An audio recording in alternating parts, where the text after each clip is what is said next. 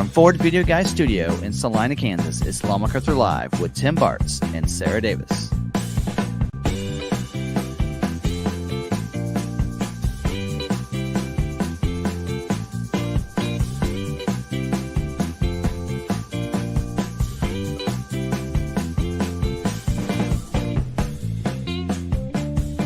For all the information on ordering and production, Ford news, recalls, debunking all the fake news on social media, and whatever's on their mind, here's your hosts, Tim and Sarah. Welcome in for a very fun-filled special edition of our live stream, Maverick Eve. Maverick 2025 Ford Maverick Eve. And we got some storms brewing outside, so we don't know if we're going to be on this too much longer. We don't know. It's pretty windy out there, so hopefully our internet doesn't go down on us here. But you guys have to keep us posted. Well, I already got news that there's a tree down on my street, so so we're paving through the storm just for you guys to do this. Just because, for one, we like the Maverick. We the dealerships like the Maverick. Sarah and I like talking Maverick, and we like you guys, and we want the Maverick community. Yeah, we love the Maverick community, and so we really want to just help everybody out. So anyway, so that's what we're here tonight, is to kind of help out. And they are still, actually, it's the last day of the month, so they are still working like a car deal. There's a couple people in finance right now, and anyway, so that's going on. So, oh, by the way, Dave, you're going to get yourself in trouble. See his comment? No, I'm reading. Okay, I did send you the link, Dave. So we're going to get started, and I might be bringing Dave on it if he wants to. So I should tell him, I'm like, well, you don't make me come on yours. But anyway, no, we might bring Dave on, because he's part of he's a journalist, and he does a lot of automotive articles and does a lot of reviews on a lot of different brands, not just the Ford. So it'll be good to get his input on that. Plus, I think he kind of saw something he really liked in Detroit that we can talk about today. So anyway, so we're gonna probably bring him on. And I did send you an email, Dave, and I'm gonna try to do a little bit of some stuff here, kind of just to get everybody going and getting people in here and everything. Kind of talk a little bit about the video that we did today. We had a video go live this morning. A lot of other journalists as well that went over the 2025 Ford Maverick. It's raining on the roof, thunder, lightning. Hail. Hail. Okay, that's hail. That's the hard rain. Anyway, so what we kind of decided to do with our video that we did there, they had the Tremor, the Lariat, and the XLT Mavericks there. And what our goal was when we did the videos was, hey, we typically will do every model year what's new from one year to the next year, and we were still going to do that video. I thought I'd do it as a separate video, and as we recorded the one video just to kind of go over some of the different things, interior and that kind of stuff, some of those things of the vehicles that were there. But then as I was editing, I'm like, you know what, I can throw this all into the one video that I normally do, which is what's new for this year. And so that's why I threw in that extra clip at the end that you guys probably saw, because there were a couple things that I forgot to cover while we were there. And, there's a lot of media there. We're trying to get in, get in front of a vehicle uninterrupted and such. And so, you have some of that going on, and trying to remember everything. There's so much that they tell you. And, we didn't have any info, like the sheets down. We just basically going off of what they tell us. And I'm writing down frantically everything I can think about. So anyway, you're not allowed to record them or use footage. You're not supposed to use any footage of them recording, although I saw some people doing that, but that's all right. They do them, we'll do us. Anyway, so I thought I'd cover some of the things. And Dave, by the way, I haven't had a chance to watch yours yet. I have been swamped today, so I got up at 6 a.m. Both. Yeah, I got up at 6 a.m. our time, and I probably spent 2 hours on Maverick Truck Club helping answer questions that people had and everything, and also a little shocked at some of the stuff that was put out there that wasn't supposed to be put out there yet. So you guys got to see the order guide, which wasn't supposed to be released until tomorrow. Yeah. Anyway, so kind of talking about some of that stuff and not talking about some things, what people ask questions. But anyway, spent a lot of time with that, plus a lot of other customers coming in, a lot of pre-orders, a lot of people wanting to order or put in a pre-order with us, asking questions about how we're going to do orders. So let's get this off of to kind of start our live stream for us here at Law McArthur and what we're doing, because we are going to, of course, we're taking orders for the Maverick. We're one of the top Maverick dealers in the country. We are going to be doing MSRP pricing. I know there's a dealership out there, even in the KC region, that's going below MSRP. And well, to be honest, we can do the same thing. If you finance a vehicle with us, you can get one of two things. You can take $1,000 off the MSRP if you finance with us. Or if you want, you can, if you finance with us, you can also get up to $1,000 of free shipping, or come here and we'll pay for your up to $1,000 of your travel expenses. However you want to look at it, that it is. And I think that dealership isn't like requiring financing, but also we can almost guarantee we can get allocations. So not saying that they can or can't. I know they're one of the top dealers in the KC region when it comes to Maverick, but we are the top dealer when it comes to Maverick in the KC region, and one of the top 5 probably in the country. And it's a turn and earn right now, so it is based on allocation. So we are doing a deposit, $500, and one of the reasons we're doing the deposit like we didn't do previously is what we found out last year. We had a lot of people that ordered with us, and they ordered with another dealer and another dealer and another dealer, or maybe just 2 dealers. And so what we found out was their local dealer would get them scheduled, and we'd get them scheduled, and they'd cancel. When they come in, they wouldn't take ours. And if you load that up, if you put a Lariat or something like that, now we're talking. In fact, we're going to talk prices in a little bit. Now you're talking a $35,000 vehicle instead of a $28,000 vehicle. That might be harder for us to sell to a local customer. So we have a lot of farming community around here, so they're a little frugal. So they want their cheap Maverick. Yes. And so for us, that's a hard sell sometimes. And so that's why we're doing the deposit. And it is a refundable deposit up until it schedules. So if you order with us and then it hasn't scheduled yet, you can cancel it. We'll give you your $500 back. No big deal. Once it schedules, though, that is ours. We have to take it. It's once it's scheduled, it's going to be built. It's coming here. It's ours. And because technically, until you do paperwork, it's not yours. Even though it's ordered for you, we're the ones ordering it from Ford. So anyway, just kind of clarify that for us of how we're doing things and why we're doing it that way. And if you order for us, you don't have to worry about ordering from anybody else. We're going to get you scheduled. This isn't like 2 years ago when we had 700 orders and everything. We're not going to have 700 orders this time. Plus, we're going to be getting 50 to 60 allocations a month. I would say we had 100 last month. They're way behind.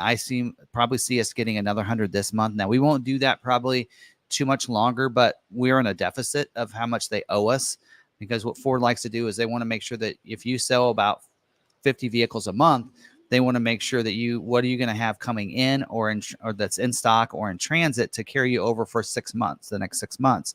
And if we're that far behind, they're going to keep pumping those in. But once we get caught up, we'll probably get about 40 to 50 allocations per month. So order with us. Don't feel like you need to order with somebody else. You're going to get scheduled, and we're going to keep you going. And just stay with us, and we will make sure that you have any constraints. We'll go over that on our weekly live stream. So anyway, that's kind of wordy in a way of explaining that, but hopefully that makes some sense and why we're asking for the deposit and why in our pricing and everything. So if you have questions about that, of course, we'll take those. And Sarah's going to be, I see the stars going up. So she's starring anything for any questions. She's going to talk about it. And just some of the basics here real quick that we're going to I'm not going to talk about everything I talked about in the video, because you can just watch the video, but trim levels, XL, XLT, Lariat. Tremor is its own trim this year. So the way you look at Tremor is it's all the Lariat equipment with all the off-road capabilities. That's the way I look at it. And I think they saw last year most people did order the Lariat Tremor, and so that's why they went that route. Plus, it's just easier for all the tech that they want to put in it to go ahead and do that with that trim level. So, and some nice upgrades. I mean, even more clearance than last year, because it has the bigger tires, which is the biggest tire they can put on a Tremor or a Bronco Sport, is what they said. So they think it's they weren't. I don't think they knew like the sizes of tires. I said, "Is that Yeah. a 31?" He goes, "I think so." So I think it's a 31-inch tire that's on that. And paddle shifters. I forgot to mention that in the video. Paddle shifters on the trimmer as well. And the one pedal drive. Not that I use it. I don't really like it, but I don't have it on my 2.3 Bronco. But it'll be on a Maverick, which is kind of cool, along with trail control, which I had before and everything else. Anyway, let's see what else. Standard hybrid the hybrid front wheel drive is standard. No EcoBoost front wheel drive this year. So if you see a lot of people, you might look at it and go, "Well, wow, the prices went up $2,300." No, they didn't. If you go back and compare, in fact, I have the prices. Actually, let's talk about that for a second.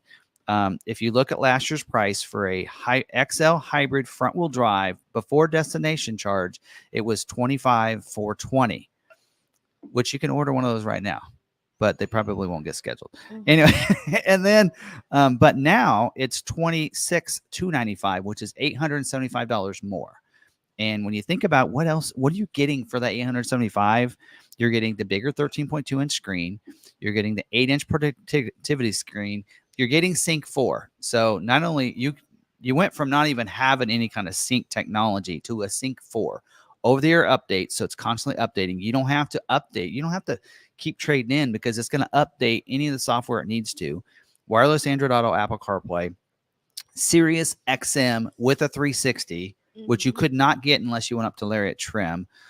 So all that good stuff there. You also get evasive steering assist, intersection assist, and lane keeping aid. Not the whole lane keeping system, but the lane keeping aid, which helps keep you in your lane when you activate that. Those are all now part of that. $800, I think, is a bargain when you think about what else you're getting on that. That's a nice upgrade, because I know on the Escape you have to go up to a premium package to get that bigger screen. So I think that's a big deal. Anyway, XLT front wheel drive went from $27,920. It went up $875. Go figure. It is going to be $28,795 plus destination, which did not go up any. It's $1,595. And then Lariat EcoBoost all-wheel drive, which is I think what was standard last year on that trim, it was $34,960. It's now $35,535, which is only $575 more. Of course, you don't get all the technology, so you're getting the bigger screen, 8-inch productivity screen. Actually, probably had that. You're getting, so you're not getting as many. That's why it's a little bit cheaper. You're not getting as many of the upgrades because you already get the safety features. And then their hybrid all-wheel drive went up. If you actually looked at, you couldn't get a hybrid all-wheel drive last year, but let's say you could, because all-wheel drive is $2,220 more when you go all-wheel drive, and that didn't change from EcoBoost or anything. So if you could have added it to last year's price, it would have been about $295 more. So look at it that way. And then trimmer went up $1,340. So it did go up, and that was probably the biggest one. So there you go. Anyway, there's that. So now, if you are looking at going from, if you're looking at a hybrid front wheel drive on like the XL XLT to go EcoBoost all wheel drive, it is $1,020, and to go to hybrid all wheel drive, it's $2,220, which I just said it. So anyway, there you go. Let's see what else. I want to get Dave in here in just a second, but LED projector headlights with LED signature lighting. That's on Lariat and Tremor, which is a pretty big deal. Different wheel on the Lariat trim now. Colors. Love getting your guys' input on the color choices here. Eruption green has been added. Space white, which I think I said was on Escape, and it's not the same white that's on the Escape. But space white was on the Mach-E, and it's on the F-150. Ruby red metallic tinted clear coat. I think we've had that in the past. I know we've had it on a Lincoln vehicle. I want to say we had it on an F-150 at one point. I think, or maybe like a Focus. I know Lincoln Nautilus had a ruby red. Anyway, we have that. Velocity blue is back, which I'm happy to see. I like Velocity blue better than Atlas blue. So Atlas blue is gone. Cactus gray is gone. Hot pepper red. And then Iconic silver are gone. So let's see what else. Grabber blue accents on the XLT. What do you guys think about that? I'd love your input on that as well. Instead of the orange accents on that XLT.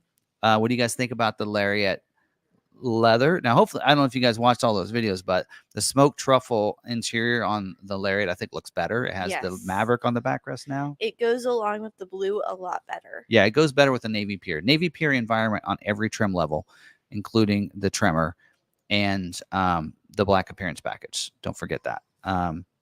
See what else. Intelligent access with push button start on XLT standard. So that XLT trim is looking a little more appeasing here, because when you think about it, you're getting, I mean, a lot of people are like, well, the reason they went XL was there wasn't enough reason to go XLT for $2,500. But now you get intelligent access with push button start, standard equipment on XLT. You also get the hitch standard equipment as well. I know that's only $100, but still, you get the hitch of standard equipment too. That might be it, but well, I mean, you got the other stuff that was available last year as well, the upgraded wheel and everything. But hopefully, more people choose the XLT for that reason. But yeah, let's see what else. There are some changes to the Copilot 360. You get rear parking sensors this year with that, and automatic emergency braking oncoming, which information oncoming for that one, and cross traffic brake assist as well is included with your cross traffic alert. So, and then the Copilot 360 Assist 2.0, which is standard on Lariat and Tremor, that now comes with the adaptive cruise. And so, predictive speed assist is speed sign recognition. So I've actually asked about that on the Escape, because they changed it from speed sign recognition to predictive speed assist, which I thought it just helped you when you went on curves. So you didn't have to grab the steering wheel. And they told me, no, that's speed sign recognition as well. We just changed the name. So we didn't have speed sign recognition last year. So now that's included. And front sensing, front parking sensors, we didn't have at all. Now that's part of that's standard on Lariat and Tremor, as well as reverse brake assist too. So, all right. And then Pro Trailer Backup, a couple things that are job 2 is the Pro Trailer Backup Assist and Hitch Assist. So that will come standard on a Lariat and Tremor at job 2. So it will not be available. You'll notice the price will probably go up $300. Not really go up. I think there's a discount package. So the price that you're seeing like on the Lariat and a Tremor will stay that price for job 2. If you order those for job 1, it'll be $300 lower than that, because it will not have those technologies. The Pro Trailer Backup Assist, that's that dial to help back up the trailer, as well as back up to your hitch, which we got a chance to use in New York Auto Show. Yep. Was pretty cool. We saw that was that on F-150? Yeah. It was a Lightning. An F-150 Lightning. But that's pretty cool. So you don't need anybody to help you back up to a trailer. No second person to guide you in, which actually with the Bronco, I do pretty good with just a backup camera. That's and let's see. So that's job 2. So, and by the way, you don't have to wait 6 months for job 2. Job 2 starts in 3 months. So they told us that November is when job 2 order bank will open up. So, and then they will not build any of the job 2s until December. So it'll be December before that. So if you want a Lariat or a Tremor with those 2 features, you just will wait to order until the order guide comes out with that feature on there, because otherwise your vehicle will get scheduled without it. So just that's an FYI. I want to make sure everybody knows. But all right, I think that's all I want to cover before I get into Q&A and bring Dave in. I know we probably got a lot of questions, but Dave, are you there? I see him. I see him in the green room. So, all right. So, you ready? I want to bring him in if he's not ready. Oh, I've seen him getting. Can ready. You? I didn't even check audio. Can you hear us? Yeah, I hear you fine. Can you hear me? Yeah. Let me add this. Yes, please. Take this up a little bit. All right. A little more. Yeah.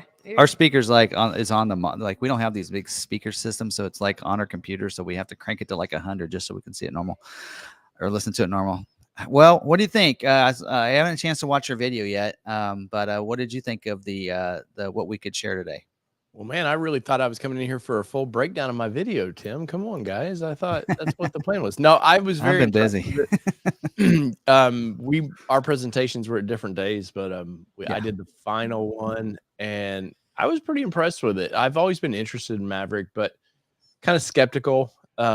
Early on, me and some other journalists thought, what is Ford doing with this thing? And clearly all your viewers and stuff, they've grown to love this little vehicle. And and getting to spend a little bit of time with it, and now getting to see a refresh version, Ford showing they care a lot about this product. I'm pretty impressed with what they brought to us. Yeah, they there's several things that they did listen to people, what some of the things they wanted. That bringing it back. I mean, like just like some of the things I mentioned, intelligent access on the XLT. A lot of people were asking for that. They didn't bring back the keypad. That was, I don't know if you knew that, but man, that was a big thing when they took the keypad off. Yeah. They got that was an uproar, and so that's why it's a dealer installed option now, is because people made such a big fuss on Maverick Truck Club and everything that they listened and went, okay, we'll make it a dealer installed option. The dealer installed Keypad's option strange. has caused an uproar. Keypad's strange to me because I've never been interested in that at all. I don't know why. Yeah, I've just it's one of those things that's never kind of struck my button. I used it a lot with my F-150 because I would just like when I had key start, like keyless entry, I don't worry about it now. But now I have key start, I'll just leave my key in ignition, and then I'll get out, lock it up. We're in Salina, Kansas, so I'd use the keypad to lock it up. Then I'd go out and just use the keypad to get in, and then just start it. So then I have to get the key out of my pocket or anything. But see, and I've had things stolen at the pool, and so for me, you leave things inside your car, lock it, including your keys, and then things are safe. When I used to run and work out, I would do that too. I'd leave the key in the console, and I used to like to lock it up and go. Yeah, I like the app for that now because you can do the same thing with the app. Yeah. Now, you can just do that. So, anyway, but yeah, they're listening. Like the accents inside on the XLT. A lot of people didn't like the orange accents, and they went to the grabber blue. What do you think of that? Did you like that? I do like the blue quite a bit, but I'm the interior plastics I'm just torn on, man. It may hold me back from purchasing one because at the end of my video I talk about it, and there definitely is some excitement around the trimmer for me. I do find that kind of an interesting small scale vehicle. Could I actually make it do what I want to do off road? But I'll be honest, the interior of that thing is the downside to me. That the kind of navyish blue for some of the plastics, because if you looked at like where the armrest was, it was a dark. Like I'm thinking of the trimmer, but they had a dark kind of vinyl leather on the armrest, and then right under it is this blue that does not go with that. In my opinion, does not go with the interior, and then kind of the cream tannish color that they had on that vehicle. It caught me wrong, but overall, I mean, the idea that they have class leading infotainment now in that segment of vehicle is nuts. I think they said it was the biggest screen of any midsize. Yes, that includes. I mean, Rangers is 10, so technically, right. I know, it made me jealous. I had to drive home from the press event in my Ranger Raptor, and I was like, man, a bigger screen would be a little nicer here. But the layout of the vehicle, it's very Ford friendly. If you've driven any Ford products, you kind of have you sit in it and you're very comfortable right away. Yeah. The idea that they've gone away from Sync 3, thank goodness, because I've never understood why they put 3 in that vehicle at all. It was well past the end of its cycle when they put it in that vehicle. Yeah. And 4's better, and they keep making 4. What are they on, like 4.1 dot something? I forget, but 4 is getting better and better. And so I'm happy about that. And I'm also happy that they did away with that little pocket. I know some people, I've heard comments of people like that little pocket that used to be by the radio, but nobody knew what it was for. Yeah, I don't think Ford knew what it was for. Really, we should have asked engineers. Right. The one was very excited. I don't know if when you were there, but the one in the leather hat was very, very excited. Yes, about his. I got to talk to him for a little bit. Yeah, super nice guy. Well, yeah, we'll see. So we've had a kind of a problem with the Maverick for a while because I actually had to change my daughter's spare tire, and that's got a full bench seat. So she's got, even if you only have one kid in there, you have to get the kid out of the car seat, remove the car seat to get to the jack in the back if you use a latch system. Right. And that's, I mean, if they can even go just to a split bench seat, so you can at least have one kid buckled in, and so they were just like, we told them about that. And they were just like, we never thought about that. And like the underseat storage is a great thing, but like Sarah never used it because she got to use it. Yeah, she had car seats. And so there's a lot of people that even if they could just make it a split, then at least you could put one car seat in and have a 60% side or vice versa. I felt kind of jacked because they're like, hey, there's this under seat storage. It's amazing. It's great. You have the fit system. You can do this, this, and this. And it's like, I can't do a single thing with that. Thank you. Well, I think it's definitely showed from this press conference and some of the engineers they had around there. It was definitely designed by a youthful engineering team. And so I think maybe a couple of those things just they're not ready for in life. So they kind of probably overlooked it a little bit. Yeah, I will tell you that I've had a lot of communication with the brand manager.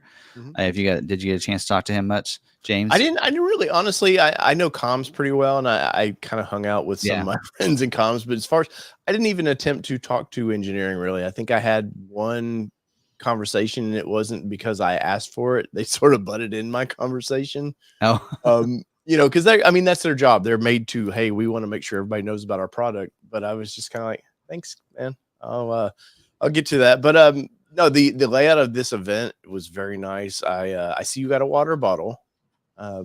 Actually, we got these a while back. This isn't the one I got from the event. So here. And I already have 2 of them because I had the recall done in 22 on my Maverick, and then I got a second one. Like I said, we've had a lot of communication with the brand manager, and he sent us this box of 6 of them to give out at our event this weekend.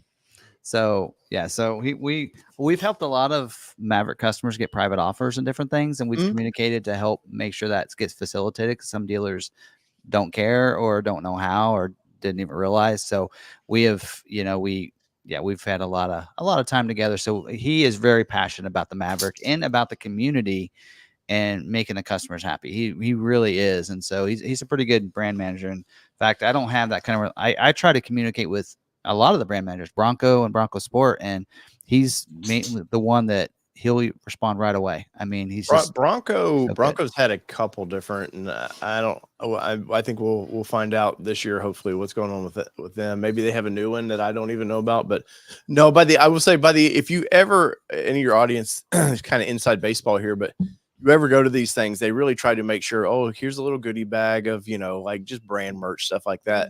But since I was the last group to go through, they had a stack of those water bottles, and they're like, how many would you like to take home with you? Because we do not want to take any of these home with us.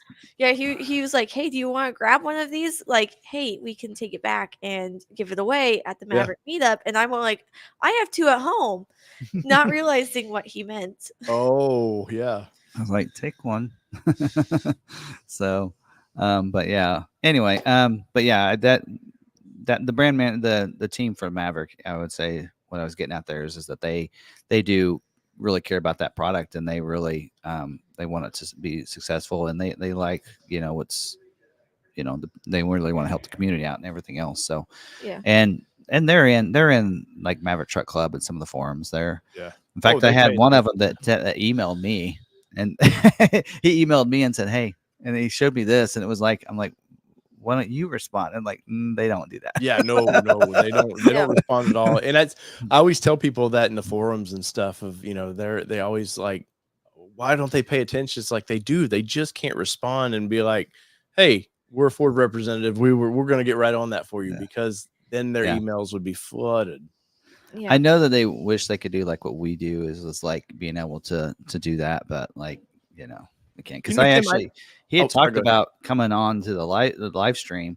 And I said, great, you want to do that next week, the week after? And he goes, I need to get it through legal. Yep. It's like, all right, well, that'll never happen. Right.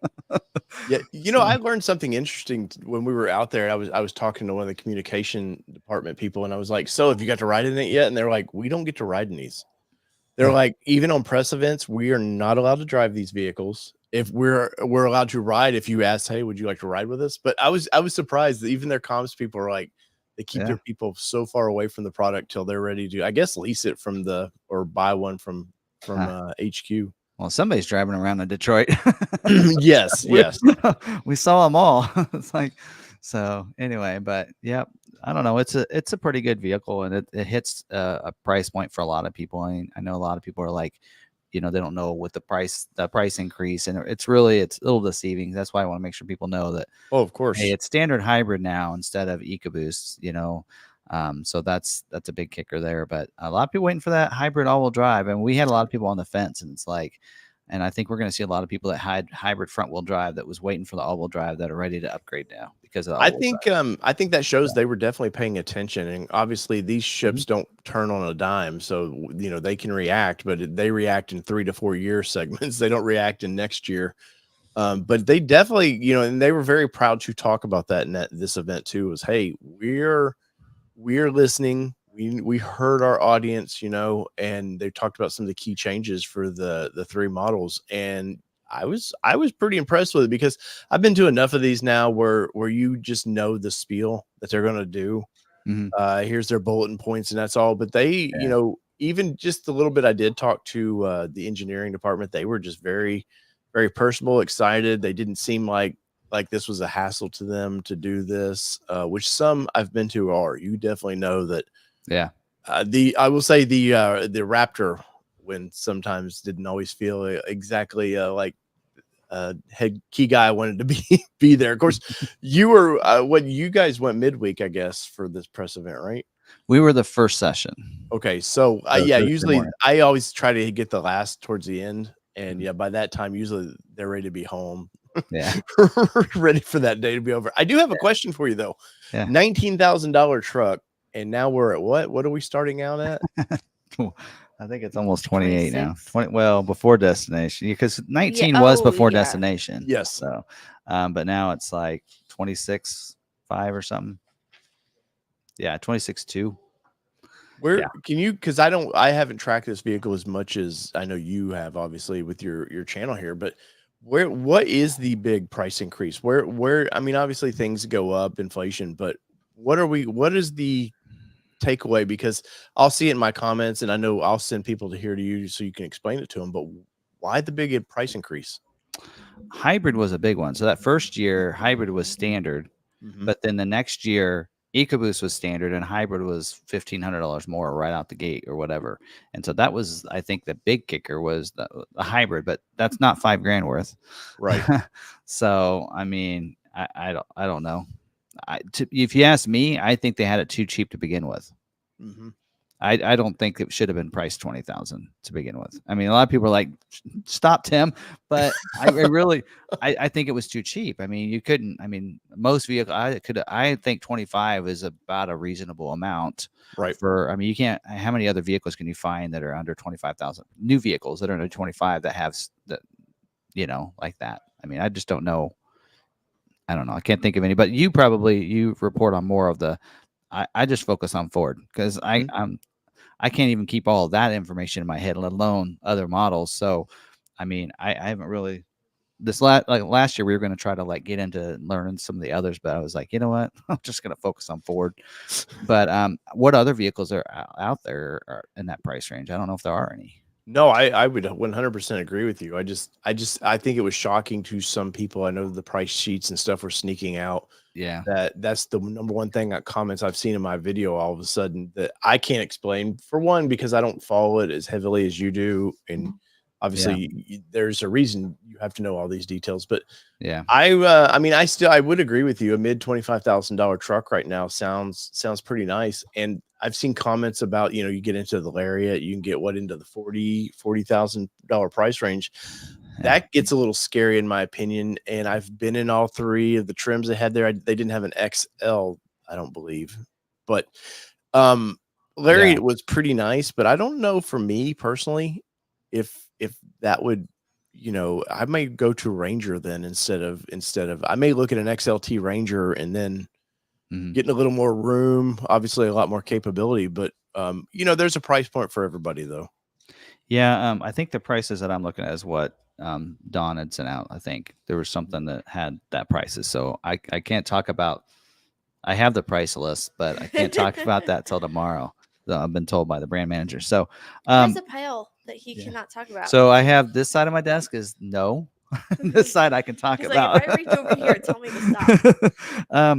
But so yeah, I don't know. I mean, and I don't know where I was thinking about. Did they do enough for you, Tim, for the refresh? I know it's just a mid-cycle refresh, but did you see that and go, wow, they really did enough? I think so. I mean, because you look, I think what Explorer was a refresh too, and I feel like because usually when you do a refresh, you see, a new grille, bumpers, headlights, maybe.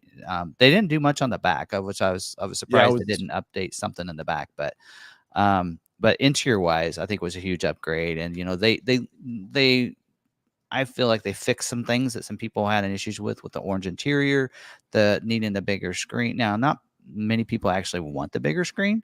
There are a lot of people that are upset that they don't have physical dials for their climate. You know, they don't like it's on the screen. You like that? So Well, I mean, I was used to it with my Mustang, but no, I did feel like the volume dial and that little section of dials they have there did make it feel slightly cheap. I guess it felt like the price point that it is there, and I would, because you have the useless next for your song button. That's useless in my opinion. That you could have put just an up or down for fan speed there, but past that, no, I didn't. I was disappointed with that. Yeah, I guess to me it's not. It's all at the bottom of the screen, so I don't know. But I have a Mach-E that has the climate on it, and I've had some other vehicles, so it's not really. To me, I've gotten used to it, but I don't know. No, I was going to talk about Lariat. We did actually tell them on the Lariat trim. We felt like, because last year they went to where Lariat was fully loaded. There was like 3 packages that you could add onto a Lariat. So Lariat was cheaper, and we've said this too. In a sales setting, you have, you know, you see a $2,500, you know, going up from XL to XLT, but then it's like, what is it, it's like $7,000 to go up to Lariat. But if instead they didn't make the luxury package and the Copilot 360 Assist Plus package or whatever, if they didn't make those standard equipment, then it makes it the customers that maybe they want the seats, maybe they want some of that stuff. Let them have a $3,000 upgrade and then choose the Lux package or choose the adaptive cruise, which I'm still. One of the things I really wish I like to see, if you look at I like to compare it to the Bronco Sport, made in the same plant and everything else. Bronco Sport, you can get a Big Ben and you can add adaptive cruise control for less than $1,000. You know, it's in a package, but they don't make that package available in the XLT Maverick, which I think is a disappointment. So, but that's just, I mean, that's the one thing that I would have liked to see, that and the split vent seat. But otherwise, I think they did a pretty good job. Yeah. Do you feel like they could nickel and dime you with this vehicle, though? I mean, because, you know, bed liner and all these things, you know, maybe those are items aren't heavily take items that I don't know if they are or not, but I did happen to see they were full of the accessories. You know, they had the flip down for, it looked like for a bicycle or something that this bed could hold. They were definitely proud of some of those accessories. Or is that something that you've noticed your customers want more accessories for this? They do. I mean, we have a lot of customers that will buy a Maverick. It's cheap enough that they can start adding on a bunch of fun stuff for them. And that's the way they look at it is, hey, I can keep the price down here. And Lariat, I think they feel like that way as well, is that I can have all the cool luxuries that I don't normally can afford because the Maverick is cheap enough that, so for 35, 38, whatever it is, I can have a fully loaded and I get all the fun tech and all the fun leather or ActiveX and the heated and everything else and adaptive cruise without having to go up to Ranger, you know, or whatever. So that I think that's why some people choose that as well. But we found a lot of accessories. I don't know, is Niles in here? Niles right there. Niles can tell you we have a lot of Maverick customers that buy a lot of accessories. We do a ton with Maverick. Yeah, bed covers, bed line. Now, one of the things that hurts a dealer is when they started throwing in the liners into those different packages, which I'm glad to see that they did finally take away the drop-in bed liner out of the XLT Lux package. I was like, thank you very much, because we were taking out the bed liners to put in the drop-in liners to put in spray liners, because people didn't want that package for the liner. Right. They wanted it for the other stuff, and they made them take the drop-in bed liner in a sense. So it's like, why don't we just let them just pick what they want, right? So anyway, so now, but the spraying liner is still on the Lariat and the trimmer, but that's what people want. I mean, if they're going to get a liner, they'll almost always get a spraying liner anyway. But I'm glad to see they on the XLT, they left it alone, because that was the other thing, is if they put spraying liner on everything, then they won't be able to produce those trucks because they can't put the spraying liners in fast enough. Yeah. And so we've seen that be an issue before in the past too. The first year that was an issue. I was like, so they had spraying liner in the XLT and the Lariat Lux packages, and then they said, yeah, we have a constraint on Lariat on the spraying liner. And I'm like, and then that's when halfway through the year they flipped the XLT Lux to drop-in liner, was because of that issue. And I'm like, well, now you're going to have drop-in liner issues. And so anyway, so now they, so now they've at least they've ironed it out and figured it out. I'm like, they just need to just talk to us, just talk to the dealers. And I think that was something that they had said to us is that this is the first time they've invited a couple of dealers to this media event. So, and I think it was good for them because they could actually hear some of that. Because we sat down with the brand manager for a while and went over the order guide with them. Yeah. Oh, nice. And so he was able to tell us, explain some things that not a lot of even dealers are going to see when they look at the order guide that isn't supposed to be out till tomorrow. That they don't even understand about some of the different trim levels. So for what we can't talk about right now about tomorrow is that there are two different versions of that one. But well, and then the designer that worked on the interior of everything, she even came over to me and she was like, so I've been wanting to ask, what's your opinion on Bronco Sport? The freewheeling Bronco Sport, because that's one of her babies, is that she helped design the freewheeling design. Mm-hmm. And so she was asking my opinion on that. So she was like really keen to hear a dealer's perspective of how that's going.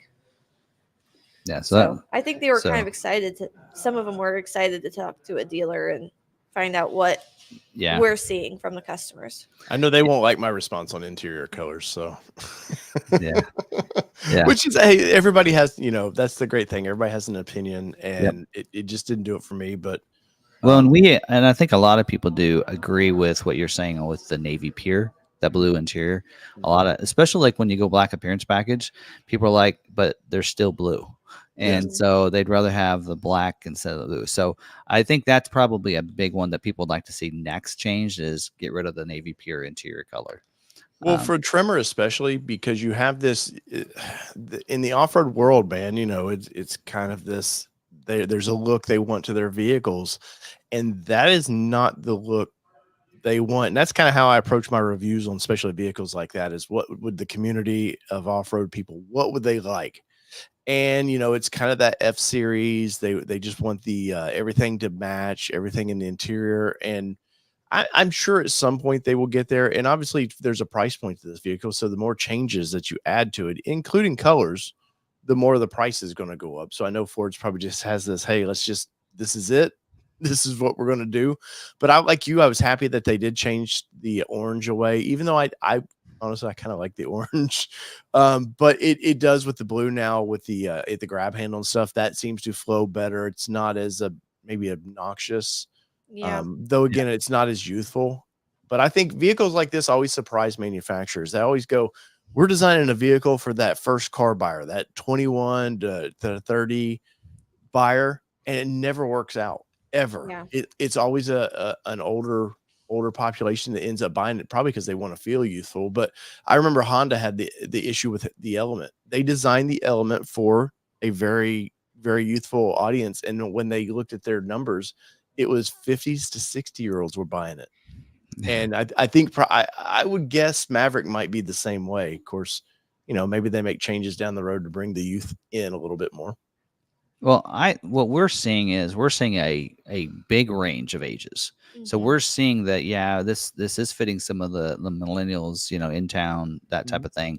But we're also seeing the older ones that are retiring and such, and they want a cheaper truck, and they want just a little truck because F-150 is too big for them, even Ranger. So I mean, they're glad to see this back, because this is a good size for them to be able to kick around town and everything and still have a bed when they need to move some stuff. And so that's what we've seen with we've sold over 700 of these. So on retirement or on a tight budget, later on in life, like we even had someone say that he was in retirement. He said, this is the first brand new car I've ever bought. Right. It's a good price. And then you have the kids that are, going off to college. They like it for the price range, and parents feel comfortable putting them in this vehicle and whatnot. So, it's a great wide variety of age ranges. When it comes my son was very interested in it. He came over. I was working on the videos the other day, and my son helps with my thumbnails. and he was looking at it and was like, he was like, "Oh, that's pretty cool." And I was like, and he's coming from a Nissan Sentra, so he's used to a small car. I was like, a car like this would be perfect for you. You should have a bed. You can put a tonneau cover or something on if you need it sealed up, but seats forward comfortably, which basically any small little Sentra like vehicle will do. And I said, but look at all the cargo room you can get, the having a truck. And when I'll be honest, like when we picked up our Ranger Raptor, I forgot how much I missed having just a truck in my driveway. You get used to SUVs. Yeah, they're convenient, but just having the ability to throw something nasty that you don't want in your vehicle in the bed. Oh, it's very nice. But my son was very interested in one particular. I can tell you that having kids, it's very nice to have that bed. I can throw my giant wagon stroller in there, and then if they play in the mud or something, toss their clothes in the bed, take care of it when you get home. Yeah. Mike said, "Hey Tim, I'm only 71, and me and my peeps are very hip to the Maverick." Yep. Yeah. Anyway. No, it would be perfect. My dad, bless his heart's 83 years old. His little S10 that he had, the engine just went out in it, and he was looking for something, and I wish this was 10 years ago, because this would, my dad, for his final have a nice little vehicle, would be perfect. Because my dad has a nice little GMC SUV too that he will not take anywhere. He doesn't want to get it dirty, but he wants a little pickup truck, and this price point of the truck would be perfect for, I know, my father. Yeah, we're seeing it. It works for a lot. We probably should answer some questions before my my viewers get. Sorry, Tim. I can talk all day. Before they leave me. Yeah, but we actually have a pretty good group. Last night was only we had 100. Now we got 159 people in here. I brought one of those. So. Got ready. You got dealing with something. She's dealing with some things there. All right. There was one real quick. I know Driven Wild Outdoors asked, why did they detune the engine? I didn't even catch that when they did that. Some people said that the horsepower is lower than last year's. Yeah, that's what he was asking. And I didn't notice that. Of course, I don't get into the numbers as much. They don't go over that much in these press events. They don't be like, hey, we dropped everything down. They never tell you that. I don't know, but. So my wonder is that maybe the EcoBoost front wheel drive had those numbers, whereas now it's all wheel drive. Maybe that's affected the numbers. I don't know. I mean, you think all wheel drive wouldn't have? They could make them better, but I don't know. But not sure. But all right, let's go ahead and hit some of these. There we go. I'm just going to kick them out of here. Will XL still be the trim in the highest demand? I said that when we first did it, I was like, okay, so you've added all this stuff on the XL trim. Why are people going to choose an XLT at this point? Because I actually felt the same way. I'm like, that's just, there's already so much demand. I don't know if you knew this, but there's so over demand on the XL trim. They can't make them all right now. And hopefully they have enough they can make this they have one more month of scheduling to do, and they can get the rest of them scheduled, but it's over demand. But we also have part of that too is because a lot of the XLs go to fleet, and I think Dwayne said something about that too. I think I saw that, and because of that, so I know that they said what they're trying to do to the XLT for fleet dealers or fleet customers is they're trying to make a steel wheel or an alloy delete. Yeah. So that some of the fleet people will go from XL to XLT and do the fleet wheel, and then they get some of the other content. So they'll choose XLT instead. I don't know, but I don't know if they added enough to XLT to sway people now from XL to XLT or not. Hopefully, I mean, I only felt like there was only a couple things that were added from last year: the intelligent access with the push button and the hitch, which is only $100. A lot of people are choosing it anyway. So I don't know if that's enough. That'd be a great question, but I guess time will tell. When the order banks open up, and then in about a month, when we see what the numbers are at, we'll be able to tell if they're already over capacity or not. But what were you thinking? I mean, do you think XL? Are you an XL XLT? Do you see that there's much more to go to an XLT that you were like, yeah, I gotta have XLT? Or I'll be honest, I didn't even focus on the XLT they had there. I was worried about the lariat and the trimmer. I did get in the XLT they had, but I don't know that there's enough difference in a lot of these to justify. Yeah, I mean, I would say not having sat in the new XL, but I probably would. Yeah. More either that or I want everything. There's probably no middle ground because it's a weird price point for that middle ground, anyways. Yeah. All right. Can the XLT get 360-degree camera at all? No, cannot. Right. So that's standard on lariat and trimmer. Yeah. Right? Yeah. Yeah. So Paul said they added enough to the XLT to bring me down from a lariat. So there's that. Oh. Okay. I could see that. So instead of going lariat, they feel like they could go XLT, especially for somebody that was that's my opinion on the lariat, is that sometimes they just want the Active X seats or some of that stuff, or like the power sliding rear window. Cause they had a really good system when they had the standard lariat, and then you didn't have to go Lux if you didn't want to. So I don't need the heated seats and all that. I live down in Florida or whatever. So I don't need all the heated seats and all that. So I could go standard lariat and be happy. Or just add the Copilot 360 to get adaptive cruise. Yeah. But no, you couldn't do that because you had to add the Lux for that. Mm-hmm. But that's the thing. I don't know. That fully loaded lariat, it's a big jump. Yeah. You know. But now we can bring it, people like down. what he's saying. Yeah. Now that you have a couple things there that you don't necessarily feel like you have to go up to lariat if you want. Yeah. Now, the designer said that the interior orange, the reason they went to blue is because on trimmer, they wanted to be able to add the orange that matches the exterior orange, but it's so close in color to the XLT orange inserts that they couldn't have both in the same factory at one time. So they moved to blue on XLT to be able to offer the orange in the trimmer. Makes sense. I think that I like Grabber Blue. I have that on my Mach-E, but I don't know if I like it in there. I think it's a little too bright. Yes. But tone it there down is a little navy bit, pier, but- so you've got to have an offsetting because you can't have it too close to the navy pier. Or there's no point. It reminds me of Bronco. You remember the first edition Bronco had different interiors, and then they had those kind of navy pier seats that nobody, like, that was the feedback initially. Nobody wanted those at all. And they're like, I don't want the highest trim and hate my seats. So they quickly brought black leather in. But yeah, remember there was some navy pier. Ford loves their navy pier. I'll say that. Well, and here's the thing is I wish their teams would talk together, because Bronco could have told Maverick and Bronco Sport that they don't like the navy pier, get rid of it, know, and saved everybody the headache. But I don't know. But it still sells well for having that navy pier. Yeah. Your Black Diamond has that kind of a color of blue into your accents, and the decal and the grab handle and all that has like Grabber Blue in it. I don't know if it's Grabber Blue, but it's pretty darn close. But anyway, all right, got another question? Yeah, I have a lot of them. I have 30 questions here. Okay. Would you agree? I watched several videos this morning, and this channel. Sorry, this is a question. I would agree. I watched several videos this morning, and this channel has had a lot of stuff that wasn't covered. All right, question. Is the all-weather floor liners front and back, or just the front? Floor liners, if you get it, are front and back. If floor mats, the carpeted mats are standard and just the front. You don't get back ones. And always go liners. Yeah. Always go liners. Yeah, They're so nice.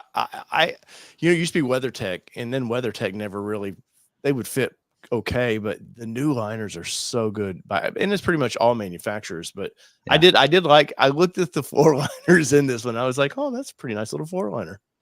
I will say that I've had some floor liners, like some Roush ones. I felt like that they were just really slick. But I do like the Ford ones. They're really good. So yeah. Is the new ruby red the same color they offered in 2018? Ooh, well, they didn't have a Maverick in 2018. But they offered it on another the ruby red, I believe, was a Lincoln color. I believe it was on F-150. It probably. I swear the first gen Raptors had ruby red, and I feel like I asked somebody at the event and they couldn't answer it. But I think first gen Raptor had ruby red. I hear a guy right now that would know the answer. I'll go ask him. Yeah.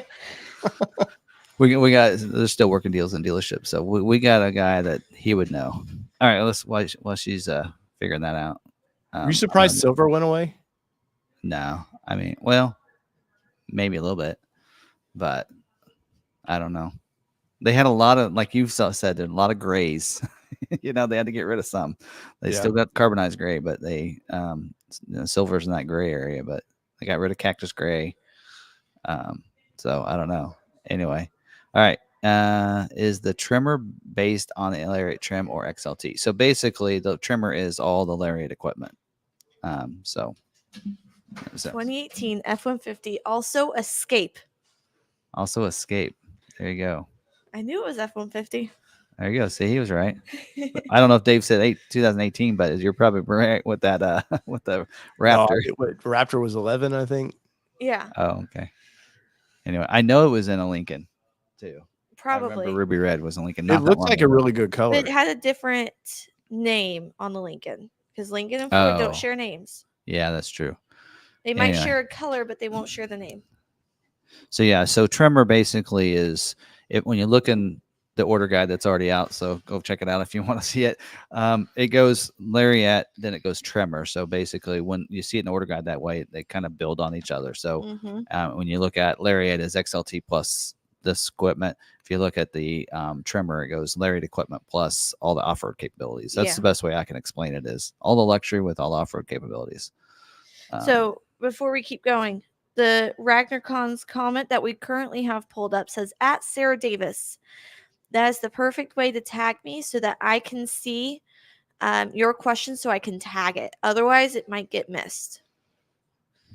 I'm doing a lot of reading, but I'm also trying to cover here. Did you cover the trimmers? Hey, this goes back to the day when we used to have, we've had times where we had, I think we looked back, 700 people in the chat. So this isn't near what it used to be back in the day. It's not, but it's more than we've had lately. So Tim, did you cover trimmer getting some off-road, a new trimmer?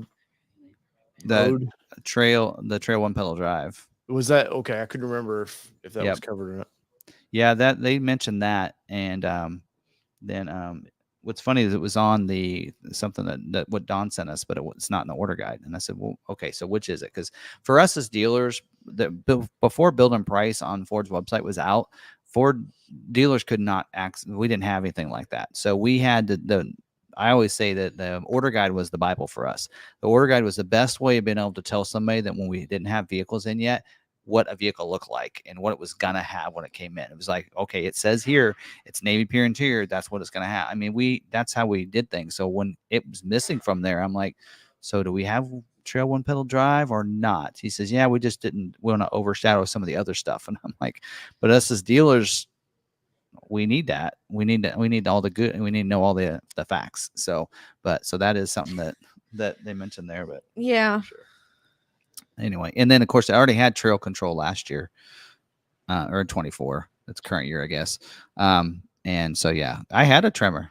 I don't know if you knew that, Dave, but I drove a Maverick trimmer for 9 months. It's fun. It's fun to drive. I like the new tires on it too. The tires look better than what I had, but we had the Wild Peak tires is what I had, but so yeah, but the front is also different. I was like, man, that front bumper it looks more aggressive than what I remember the 24 looking like, and somebody put them here at the dealership, put them side by side, and it's definitely different. So yeah. Did you answer RagnarCon? Yes. Okay. Do you expect the all-wheel drive hybrid to sell out right away? Well, I don't know if we're going to get enough orders to sell out, but I mean, with them going, they're banking on that all-wheel drive system because they took away EcoBoost front-wheel drive. I don't know. I mean, we'll have to see. Honestly, I don't know what the capacity is going to be. They haven't said. So I saw a thread in Maverick Truck Club, and they said, regret over purchasing an all-wheel drive Maverick or a hybrid front wheel drive. And basically he was talking about, he purchased his Maverick, didn't have the all-wheel drive hybrid, and now he feels like he has to purchase a new one because he wants the all-wheel drive. And almost every single person, that I counted 10 people, commented in the thread, and not one said that they were going to trade because of the all-wheel drive hybrid. Yeah, there were a lot of people though. I know that our moderator is he in here? Yes. It's Ridgeview. Ridgeview, I know he came out of a hybrid all-wheel drive into a Maverick. So sure he's glad to see a hybrid all-wheel drive. So Yeah. Anyway, right. but yeah, that's a big one. A lot of people wanted. Will Lariat's job 2 tow assist options, will that be able to be added to a job 1 later on? I don't think so.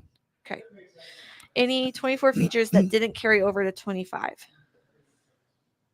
Small Like screen. the deleted stuff. I mean, Mhm. that one, the video I did, we talked about not many. EcoBoost front wheel drive was removed. Colors were removed. Otherwise, they didn't decontent, like take things off. Trimmer off-road package, technically, that's just got its own trim. Oh, actually did a pretty good job. Like Escape, they actually removed things from standard equipment on Escape, whereas I feel like with the Maverick, they just added 2 this year. So other than that EcoBoost front wheel drive. Yep. Are they going to stay with the 6 months before delivery? Well, 6 months before delivery. So here's the information on that is that you have to start ordering before you can start scheduling. So they give you a month to start scheduling, and then you have to schedule about 2 months in advance. So they have supplies there. So because of that, you got a 3-month window. But you're also looking at those refresh models like Super Duty, Expedition. Yeah. They're all being held up for so long before they start sending the new models out. Yeah. Are we going to see that with Maverick? I think is what the question is. Yeah. Like a quality control the very earliest Maverick you probably seen a lot of. I'm predicting January, because if they're going to start production mid-November, so even if they could ship out right away, you'd maybe see one in December. But they're probably, I mean, he said they're going to hold them all up because they don't want all these recalls anymore. Yeah, I would expect a minimum 6-week holdup. Yeah, so you're probably looking January, maybe even February. Yeah. But yep, but that that happens if you're like now if you order at the very beginning of the model year, you see that. And about all of them, because you have to schedule, the order banks open up, you got to start scheduling so far in advance. But if you like somebody that orders in January, I don't see that being the holdup. I think it's somebody, as long as allocations are okay with the dealer, you could order in January, see if February, and it'd be a delivery, in 3 months. Yeah. Remember too, when you order one, you get an early build date. Don't expect to be the first still to get that vehicle. In many cases, you're many weeks behind the. We've had times where he's ordered at the same time as our GM, or maybe the GM ordered right before you did, and then the GM's gets scheduled before his, but his comes in first. That's happened actually both times we ordered the same thing. So just because you're the first doesn't mean you're going to get out of there first. Yeah. Usually those first ones get kind of stuck in further in, and then something happens. Yeah. Well, they get backlogged. The general manager's Bronco Heritage Edition just came in, and it was built in December or in January. He just got it. So, and it was one of the first ones built for us at our dealership that was built and sitting there, but then it got totally overlooked, or something happened for 6 months. When I was at the plant, and they were wrapped around the building, Heritage Editions. I don't know why they weren't releasing them, but I saw them. They were just everywhere up around the plant. He has his now, and he even said his is going in for a recall. Yeah, his has they didn't fix the recall, so it still has a recall. Huh. So they sent it out without fixing that recall. He did say, because he's driven several of them, that it's the quietest one he's had. Because he's had several different. He had a 21 and some others with the hard top, and he said this is the quietest that he's had. Because his how he's able to test it is, if I can go 85 miles an hour and make a phone call, then it's quiet enough. Hey, anything, I went from my soft top to a hard top, it was a big improvement. Yeah. I like my soft top. I don't know. I love the soft top, but I will say, on the highway, on a long trip, you're like, oh, this is pretty nice. All right, I gotta make sure this is not Bronco talk. I almost did my pre-stream. I almost did. Oh, let's do Broncos. Oh wait, this is Maverick. This is Maverick. All right. I've read that the hybrid system is different in the 25. How is it different? Did you catch that, Dave? They mentioned that. They mentioned that because they went to all-wheel drive, that they helped the transmission and such. I don't think it was the engine, the hybrid system. I think it was more the transmission or something. But they said that in ours. Did you catch that? I didn't. They said something about it. I didn't write it down, but they said that it's that the transmission and everything was beefed up and because of the all-wheel drive, but then also the front-wheel drive gets to benefit from it too. Yeah. So I'm not sure. Yep. So the 4K tow package on XLT does not include any of the Pro Trailer features? Question mark. Does not. So I thought the same thing. That's why I asked. I said, hey, how do they get their Pro Trailer backup assist? Is that part of the 4K tow package? I didn't see it listed, and I knew it was a job too, so I knew it wouldn't be on the order guide. But he told us that nope, it's standard lariat and standard trimmer. It has nothing to do with the 4K tow package. So even if I get 4K, I can't get that unless I go trimmer No. lariat. No, and to me, I don't know about Dave, but you'd think If you're the offering 4K tow package is tow about package- towing, so why would you not just give the trailer backup assist to that? But anyway, that's fine. Oversight. Anyways, Maybe in 26 it'll come to the XLT and XL 4K tow package. Does anyone know about heated side mirrors? I live up north and we get 6 months of snow. Heated mirrors are a must. Standard on lariat, standard on trimmer, and available in the XLT Lux package. All right. I've done a few videos on these. Can tell. Tim's popping them answers. It's though. actually like perfect that you did these all in like one row and then we do a live stream right Yeah, after. let's talk about it now while I still can remember it. We answered that one. Mhm. We answered that one. Oh, Johnny came and said that he pushed his live with Dwayne from tonight to tomorrow. Ah, he had mentioned that. I sent out the Yeah. invite, see if he wanted to join us. So and he's no, chilling. yeah. Come join us, Johnny. John's got baby to deal with. Yeah. I understand. That's why we do it here and not my house or his house. Barry, what models have four-wheeled flat toe? Hybrid front-wheel drive. So we had a lot of the questions Yeah. about that on the Maverick Truck Club and some different other places that I was able to answer. But yeah, you cannot neutral tow the hybrid all-wheel drive. Right. I got that confirmation today. Right. VTech, you and your add-ons. He's like, well, unless it's an add-on. Sliding rear window is not on XLT. They did not Okay. bring that back. All right. I know you want to sell new Mavericks, but what is the demand there in Kansas for 22 models? So if you wanted to purchase one with us, what would we give you for trade? That's usually a market value that we give you. And it depends on when your vehicle gets here. We'll then give you a number at that point. I will say that there for a long time, when we had people trading in, we were actually getting buy bids from other wholesalers that were giving us a better number than what we were wanting to put on them. And so we were just outsourcing them back out to a wholesaler because they were like, hey, we'll take everything we can get on used Mavericks. And so what we always do is we'll take a Maverick and we'll go, okay, for us, this is what we feel like it's worth and what we'll give you for it. But we'll always call a wholesaler, a couple of them, and see if they'll give us a better bid and they can just have it when it comes in instead of going to our lot. So we'll always do the best that we can, at least in our market area. Mm-hmm. And so, yeah.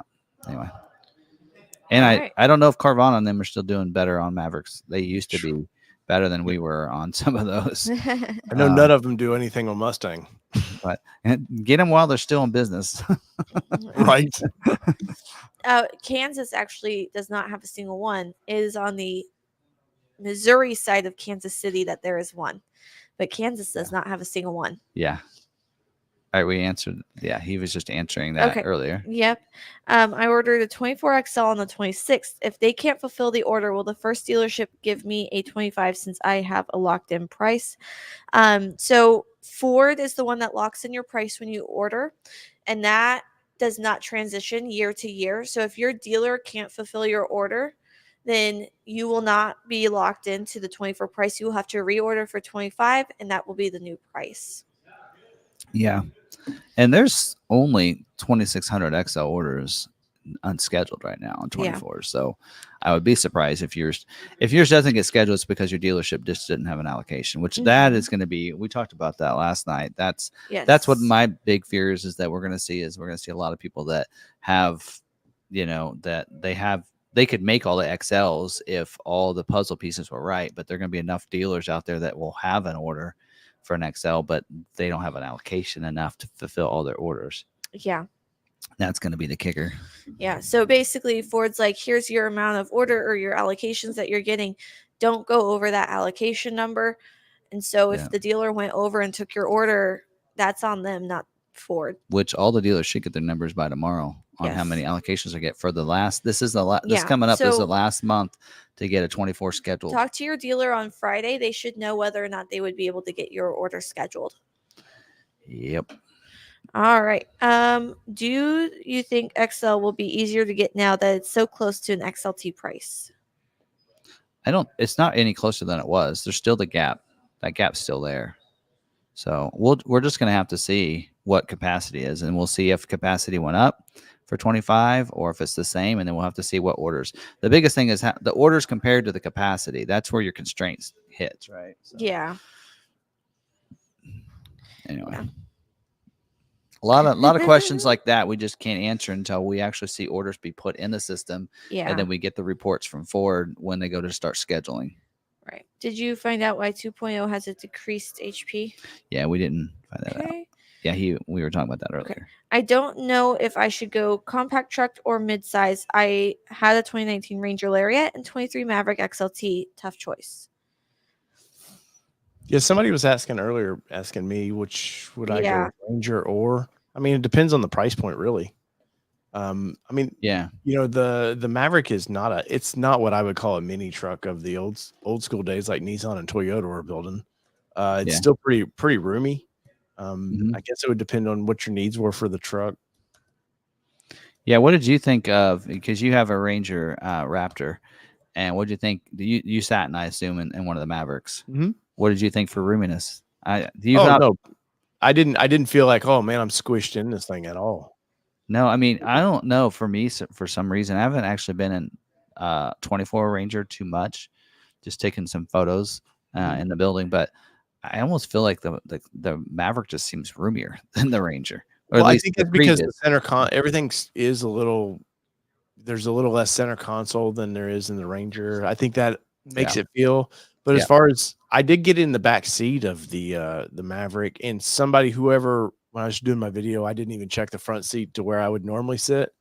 And I did happen to get in the back when I was like, oh, they've got this thing all the way back here because my little legs are still in the back of the seat. But I think 4 comfortably in this truck is a no. It's easy.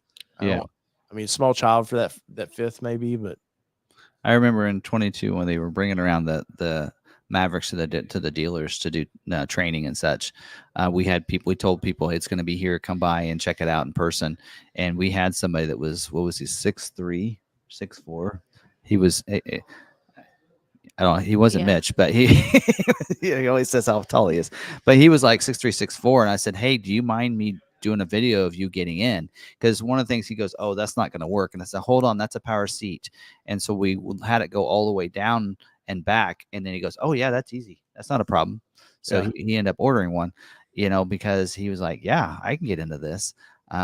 So that was a big thing, and that's the other thing. We were like, well, then maybe we need to make sure you get XLT Lux because it's got the power seat, because we found out it went lower than like the non-power seat did or something. See, that's why I actually went XLT Lux, was for the power seat.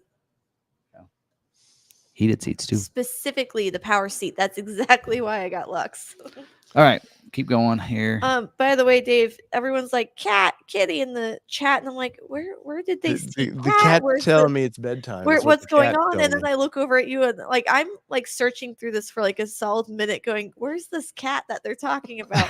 And finally, I look up and see the cat on your desk, and I'm like, old school days when Driven Wild Outdoors was in the chat. I used to watch his live streams, and his cat would always just would get in the video, wanted to be a part of the video. And my cat does that when it's either food time, which is always, or he's like, hey, why are we not in bed yet?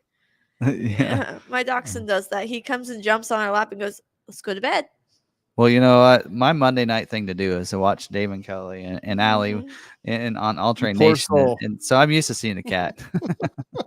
You poor soul, Tim. We appreciate that, though. Yeah. All right. Okay. We have to answer this one. What's in your cup? Oh, Baja Blast Mountain Dew. They've been asking for the past 20 minutes. They have.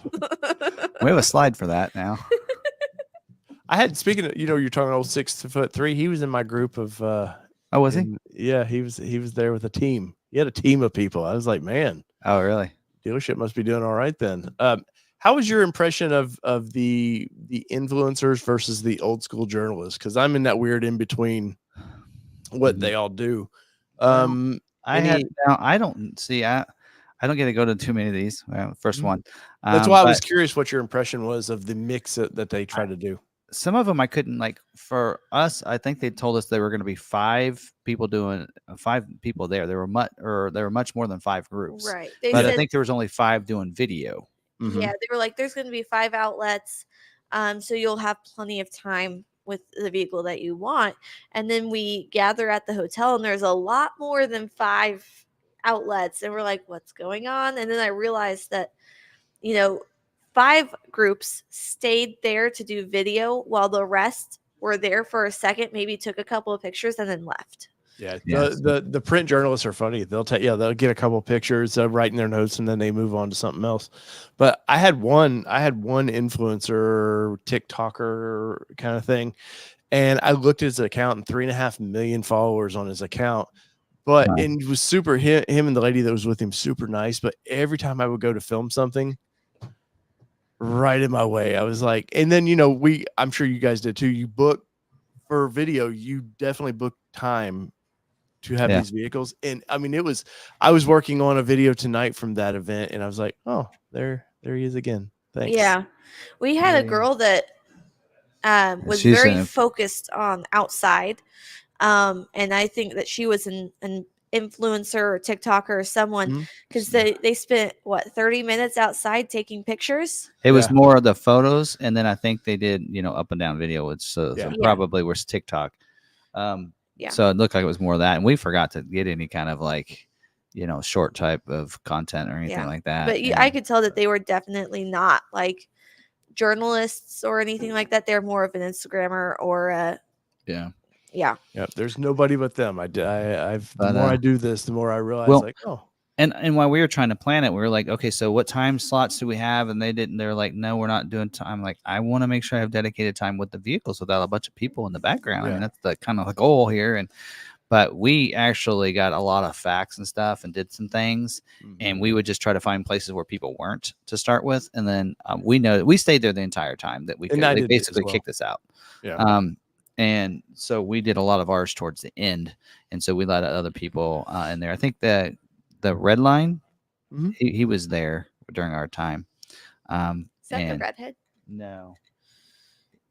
I can't think of his name. I know who you're talking about. Anyway, but they all were nice, though. I mean, they weren't. I mean, nobody was, in that. But we didn't. But anyway, all right. Another question. All righty. I just hope I get invited to the Bronco Sport and Bronco if they're going to do one. So I know things behind the scenes that we can talk about. All right. So no videos anywhere of XL interior. Are colors of plastic same for 22, 24 XL interiors? They didn't have an XL at the event, and I didn't see any in the media stuff. So, but watch our video because they had the materials there, and we did a video in front of it. Maybe I need to post my pictures that I took of that. Yeah, we showed that. Pictures. It looks like it's the same as last year. Yeah, because they had swatches. Like they had the seat built with everything, and then they had a swatch of every material used in the vehicle. And we added that into one of our videos. So probably need to add that. So was the new print on the seats? Is that new for 25? The splash of color. Yeah. Okay. Gotta make sure they all had it. They all had it that I saw. The little flex. Yes, the flex in there. Yeah. That is new. Like the XLT has some of the blue flex in it. That's new. And on the Lariat, also in the Tremor, both those were new. In fact, the materials look different to them. And like I actually like that kind of rubber. It kind of felt rubberized vinyl. I like that material. Yeah. Yeah. Well, and there are people like, well, ActiveX isn't leather, and I'm like, well, no, but I'll tell you what, it'll clean a lot better. And it's an active material, and I like the way they word that. But I've had ActiveX and the Expedition, and a lot of my vehicles, and I'm just fine with it. So Yeah. I think it's great material. They had the new logo on these, didn't they? New logo. What new logo? So the F-150 got the black and white logo. Oh, the emblem. It depends on the Right. trim. Yeah, the monochrome. You mean Or the white with the like blue. the F-150, like the emblems on the front and the back. Yes. Yeah, they're Trimmer had updated black. to the F-150, like the F-150 gets. Yeah. Trimmer had a blacked out logo with the white. Yes. Trimmer black appearance package will have the black one. Yeah, but they did move over to the new logo instead of the chrome. Yeah. We'll see. I think we're going to see most of them roll over to that. Okay. All right. Next. What are the 25 miles per gallon compared to the 24s? Did they? I don't think I they. think the only one 40s is what they were saying. The only thing they mentioned was a hybrid all-wheel drive, targeting to 40. Yeah. Which is typical. We usually see that when we see a front-wheel drive and then an all-wheel drive. Usually, all-wheel drive loses 2 miles, so that's pretty typical. But we won't see those until they start rolling out and start seeing window stickers and whatnot. Yeah, when they get the okay to buy, they have to have that stuff in place before the okay to buy. The interior room. Okay, we did that one. Okay. The plastics and we did that one. Okay. What time will the order lines open? So order banks are supposed to be slated to open tomorrow. We do not know what time, but usually it's later in the day. The way they usually do that, I actually found that out. Somebody, one of the brand managers told me this, was that they have 2 different times that they reset their system for orders. And it's in the morning first thing and at like 3:30 p.m. Central, which is 4:30 Mountain, or not Mountain, but Eastern. So if you can't order first thing in the morning, then you won't be able to order until the very end of the business day. That's Isn't this crazy how people know this stuff now, though? I mean, I love it. Don't get me wrong, but it's like I need to know the exact time. You know what's funny is how much because I remember we're almost 3 years now of doing this live stream, and it started from Maverick and ordering and this stuff. And when we first did it, I had a lot of questions I was asking the GM and such, because he knew a lot of this stuff, but a lot of people didn't know this stuff. And we've learned a lot in the last 3 years, and now it's just like we know these things that it's just over time. But like that, the customer's not ever being able to know this stuff. And there's also a lot of dealers out there that wouldn't be able to answer these things because they haven't done their research or wanted to find out, like, go away. Well, there's definitely those old school, especially I've noticed in management, ordering managers, stuff like that. They're very seasoned. Like they just don't care, it seems like. And not that they don't care about the customer, but it's just like, I just want to do my job and go home. Yeah. They're like, Yeah. Okay. Any images of black appearance package or on XLT or Lariat with the removal of headlights and taillights, it might be a cheaper option to get away from the blue accents. We did not get to see black appearance package. No, but media gave us some images. So I think did he end up using it? I think Jeff put together the thumbnail, and I think on the XLT he actually chose the black appearance package. Yeah.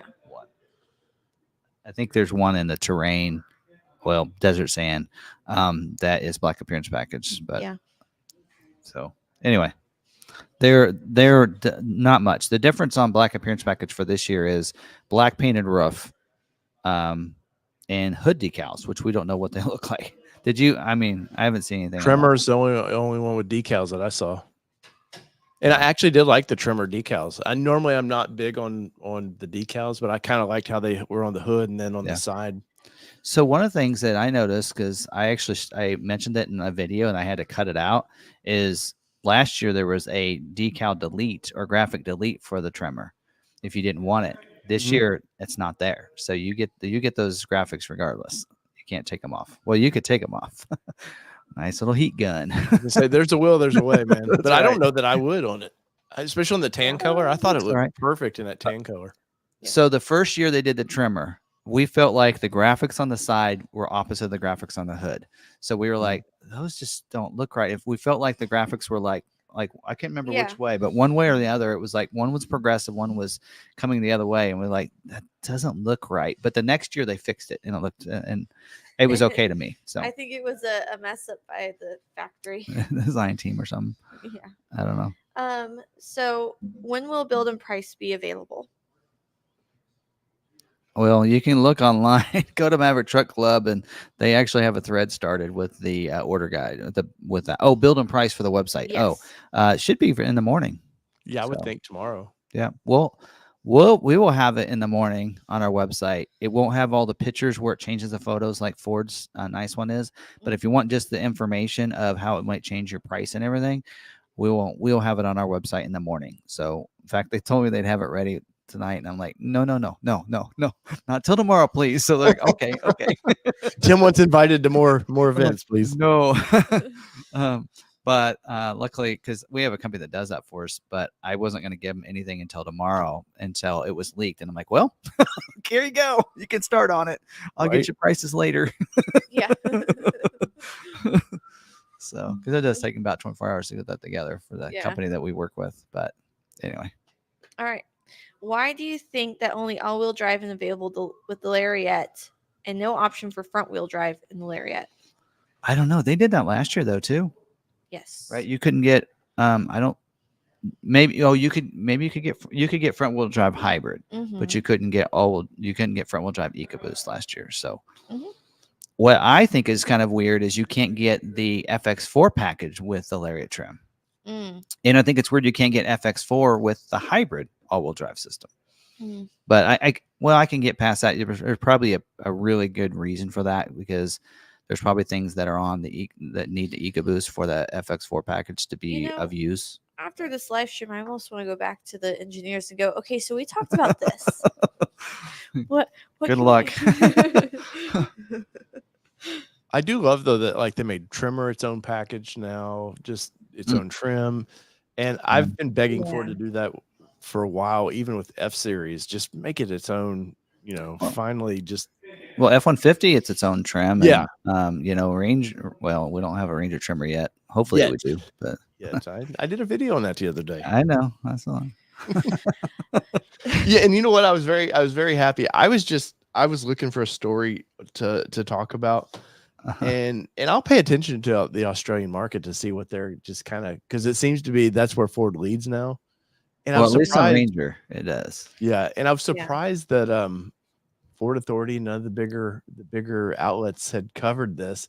And as soon as I dropped that video, Ford Authority suddenly was like, "Oh, there's a Ranger trimmer might be coming." I was like, I called a friend. I was like, "I beat him finally." I beat him to a story. There's been some times where we thought they watch our live stream, because we'll do something, and then the next Wednesday morning they'll post something. I'm like, They're just as desperate for news as everybody else is sometimes. So they definitely pay attention to everybody. Good, accurate news. So why not watch our live streams? There's been some things, and I'm like, well, I've covered that in a video. Because they'll usually say, I think they had one not too long ago. Escape no longer has power liftgate. I'm like, I covered that when it first came out. I love the questions that y'all get that it's been repeated and nobody's answering them. Like it trips me out. Like people are just not going to stop asking about trims, and more power to you though. Oh, you see us going over those, right? We're not. Maybe we should have prefaced that not everything you see in the order guide we can talk about. Right out there. Somebody asked, what was that question about the trimmer? Somebody asked us something about the trimmer, didn't they? Well, the trimmer. Oh, the drive modes. Yes. Is that what we're talking about now? Here, we can pull that one up. Okay, so the drive modes are normal, tow haul, slippery, mud ruts, and sand. So 5 of those, not goat modes, 5 drive modes.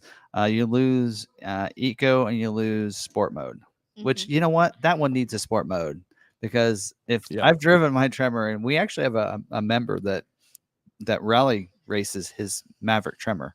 Oh, wow. And he wins stock. He's actually in here. Is he in here? Yeah. And so he would probably love a sport mode, but Yes. he'd probably love the rally mode that I have in mine. But that probably wouldn't work on that. But anyway, but those are your drive modes on the Tremor. Okay. All right. All right. Is climate control only on the 13-inch display or option to control through steering wheel switches and smaller instrument display? You might be able to voice command it, but mostly it's on the screen. I was gonna say did they have a voice command on the steering wheel? I didn't even notice if they did. Well, it has the conversational voice command, so you should be able to, if you wanted to set up like "Hey Ford" or whatever, you could do that. But I don't know. I didn't look on the steering wheel to see. It should be on the steering wheel. Man, that was something I started using it towards the end of owning my Mustang, but I'm such an old school. I want a knob to turn or something. It was hard for me to get used to it. And somebody's like, "Yeah, you just tell it a percentage you want to turn the AC down or whatever," and I got to messing with it, and it worked pretty good. But I'd say there are a lot of voice commands if you actually dove into it that it would do for you. But I'm like you, I don't use a lot of them. yeah, but I was gonna look and see if there's media images of a steering wheel. I may have gotten a picture.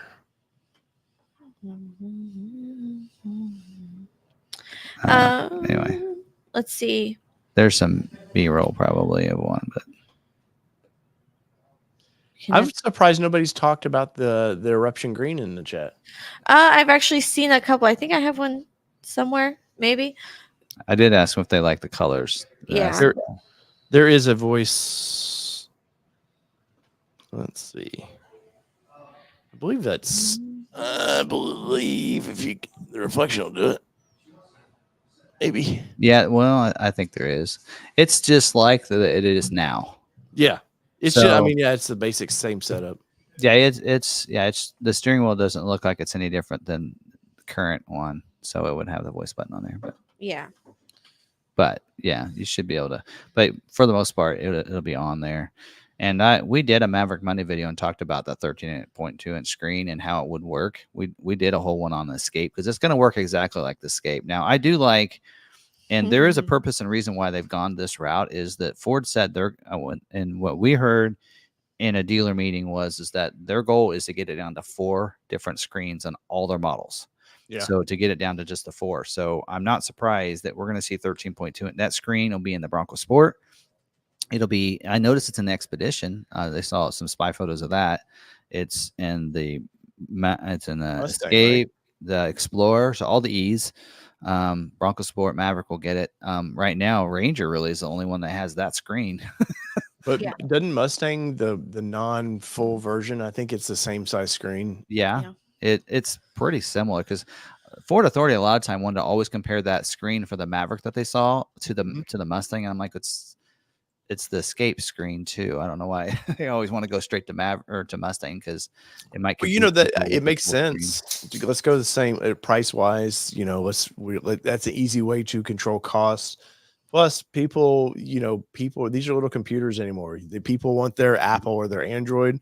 Ford's giving you their version. Everything's similar. That's why you get in one of these. When you asked me about Ranger, how did it feel different? And it's like, kind of doesn't really. Yeah. The screen setup's slightly different. Which one thing about the screen that I did not like, and I meant to put this in my video, was it is so straight up and down that it was hard as sitting in the driver's position.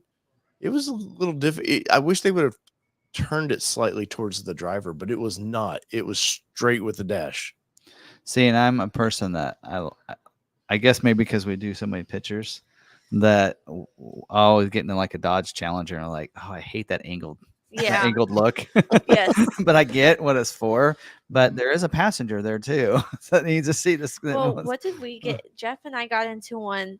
It was a manual, so he had me move it. I think one of the Corvettes or something, but it has like the giant, center console that like complete, like you can't touch the passenger if you're sitting in that seat. I'm just like, what's that for?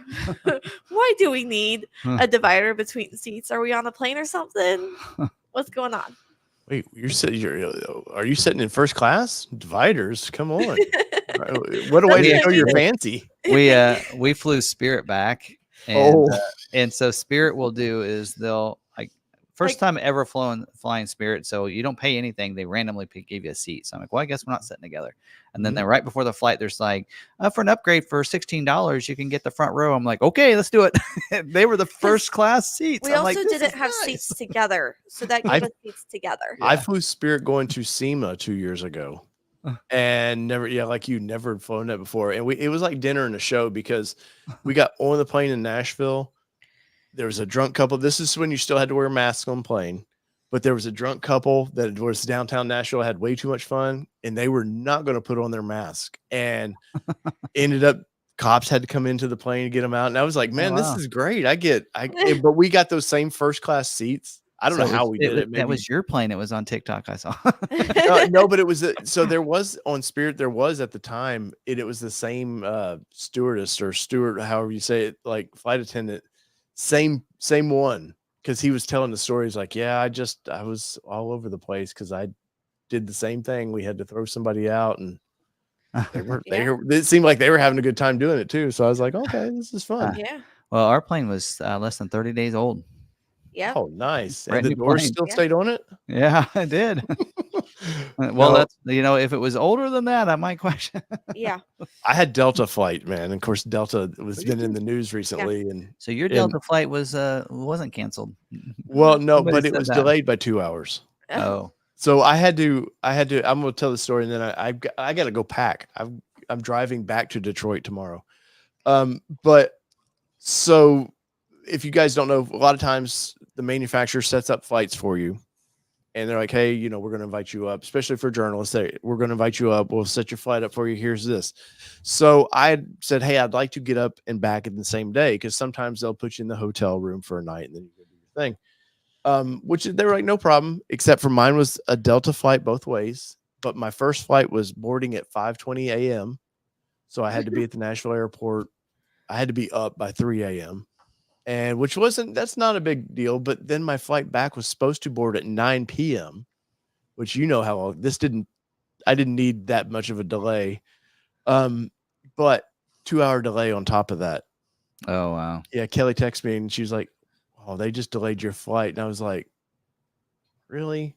I was like, well, I'll walk around the airport and figure out what there is to do here. But Delta was fine. The flight was fine. But, we were getting to our terminal because we got done at the press conference at 1, and our flight wasn't till 6, which got pushed back an hour. So we were supposed to be on the plane at 5, and they pushed it back to 6.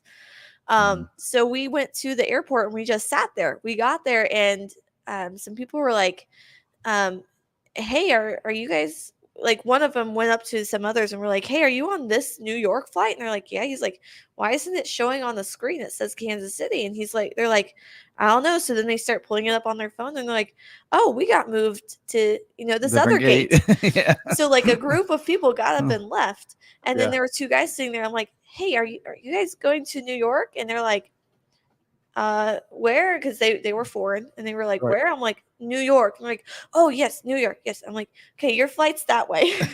Go down. You need to go. Yeah. And they're like, oh, thank you. You just saved us. And I'm like, probably. I've had that happen before. Yeah. But, yeah. All right. Well, if you need, I don't want to hold you up, but I appreciate you coming on. And I appreciate the invite. I didn't want to kick you out earlier. I thought, well, if you want to answer some questions with us, so yeah. No, I appreciate it. After you guys watch Tim's video, please come check mine out. I will say Maverick people in the comments have been some of the nicest people in the comments. Few angry ones slightly, but not like you talk about a Bronco or F Series or something. Sometimes they get a little excitable. But Tim, I appreciate it. Yeah.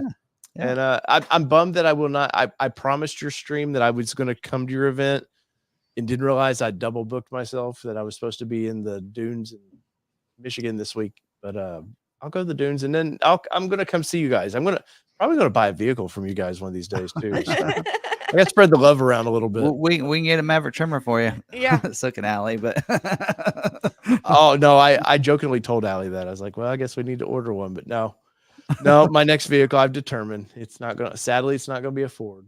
So yeah, I think I heard that. So well, all thanks right. guys. All right, well, thank you. We'll see you later. Yes. All right, cool. All right, so we'll keep answering these questions. So that's a little different for us. I usually have Yeah. people on. So I'm not used to that. I'm used to carrying it on myself. Yeah. Real quick, while we have a bunch of people here, if you're coming to the Maverick meetup and you are going to be here tomorrow, we are going to be at Longhorn 6:30, right? 6:30, 7:30, 6:30, 7. Sorry. What time? Longhorn at 7. Did you already call him? No. Oh, better call him tomorrow. Longhorns at 7.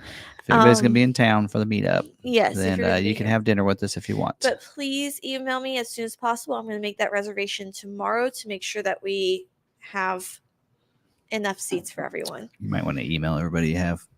I did. Okay. All right. Cool. All right. Order bank started for tomorrow. Yes. Let's see. Hopefully it hasn't been asked already. The new trimmer trim available with the hybrid all-wheel drive train, or is it still limited to EcoBoost? EcoBoost. Okay. Should I keep my 23 Maverick Lariat or get a 25? Depends on what you like. Do you like the look of the new ones? Do you like the look of the old ones? Are you wanting specific things? I think in a way of performance. Now, if you had a Lariat, it's, I mean, Pretty like I much said, same. now it's Lariat basically equipment with the trimmer in its own package, and you get, in my opinion, you get a different tire, which you could buy your own tire. You could buy that same tire and get it. Yeah. The tire is an upgrade. I feel like of course, the look of the front is different. I think that's the biggest thing. And that Trail 1 pedal drive is really only technology. Of course, the bigger screen and everything. I mean, I guess there's quite a few things that have been upgraded in a way of look and such from it, but in a way of pure like trimmer off-road capabilities, that Trail 1 pedal drive is the one that has been added for this year. In case you didn't know who that was, that was Dave from All Terrain Nation. So if you liked what he was talking about, go check him out. He's an auto journalist. He covers a lot of different models. He's really big into mid-sized trucks.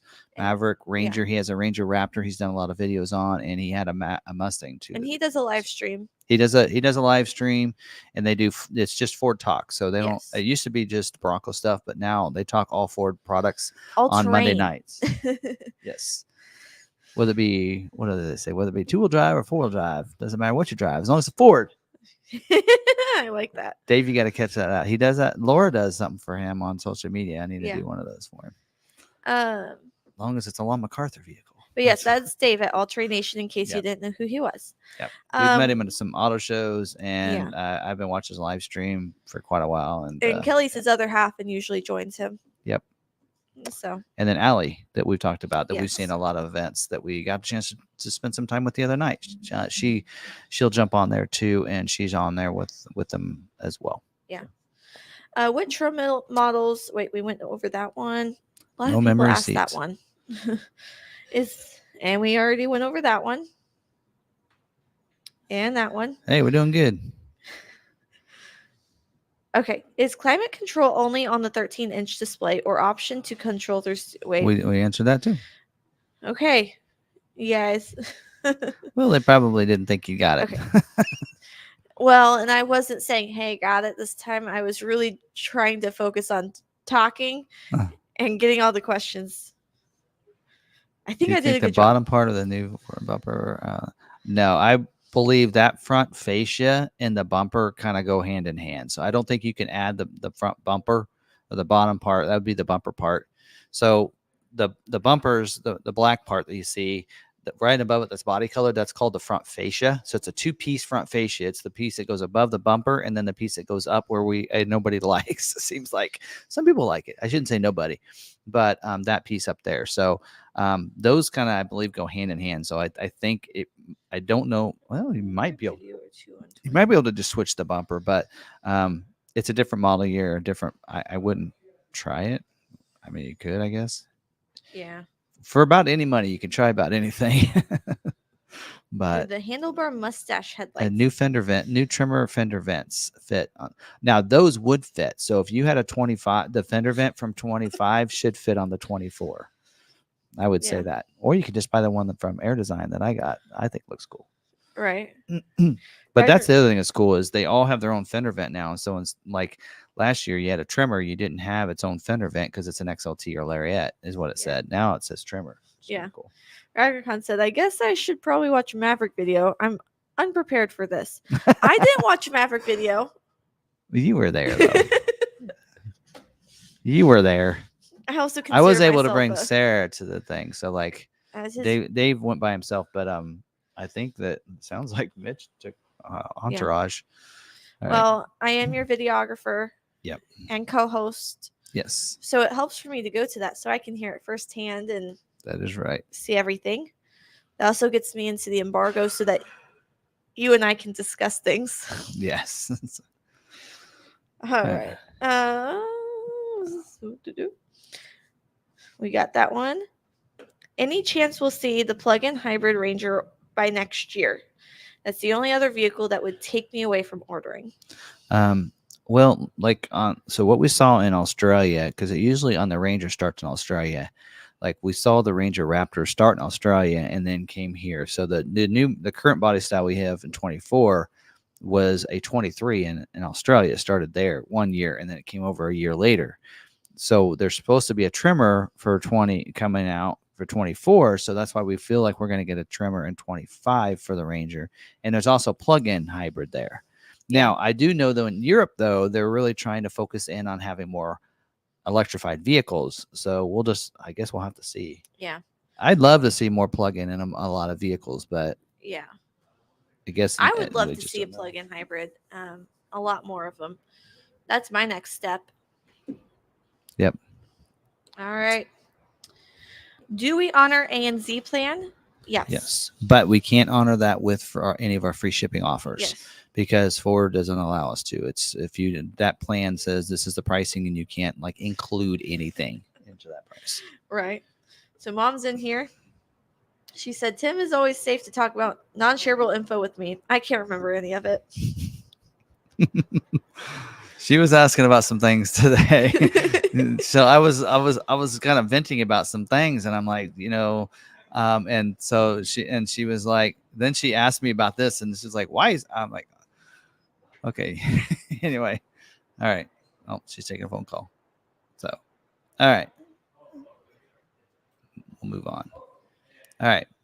Are you and Tim surprised that the bar that goes across the 25 trimmer didn't make it to the other trims, albeit in different colors? A little bit because we did see that in the Ranger, but I like the grills. I like what they look like. I like the current grills, and then I think the bar works on the trimmer, and I think it was just another way for them to add some more orange accent to it. But I was a little surprised, I will say, that they took the bars away from all of them, but I do like the grills. I'm a big fan of about all the grills.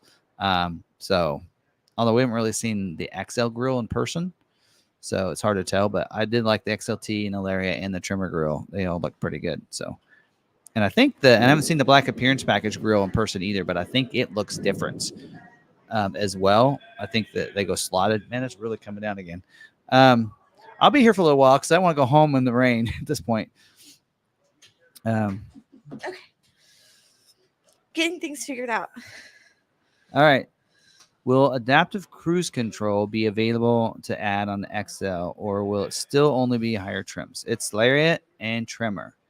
So yes. Not available on XLT. We talked about that earlier. That was one of my disappointments. It was really hard because they did so many great things that when it's done, I wanted to go up and talk to the brand managers and things. And I'm like, okay, so I love everything. I don't want to sound like a complainer, but why don't you have adaptive cruise on the XLT trim? I can get a Bronco Sport Big Ben with adaptive cruise. Why can't you do it on an XLT? And they just said it had something to do with the hardware and the stuff that was in it. That's why it was, it couldn't be done. And I'm like, I don't know if I believe that. Yeah. It is really coming down. Raging. That's why I told that we can just keep going with questions because I'm not going home right now. Yeah. It looks like I'm like afraid the light poles are going to like topple over onto cars. Like it is. Hey, my car's right behind a light pole. Don't say that. It's raging. Oh my gosh. I got insurance. Only true fans remember when your grandson was crawling around your desk during a live stream. Oh, yeah. Yeah. I didn't Will and Theo or Will appear in one.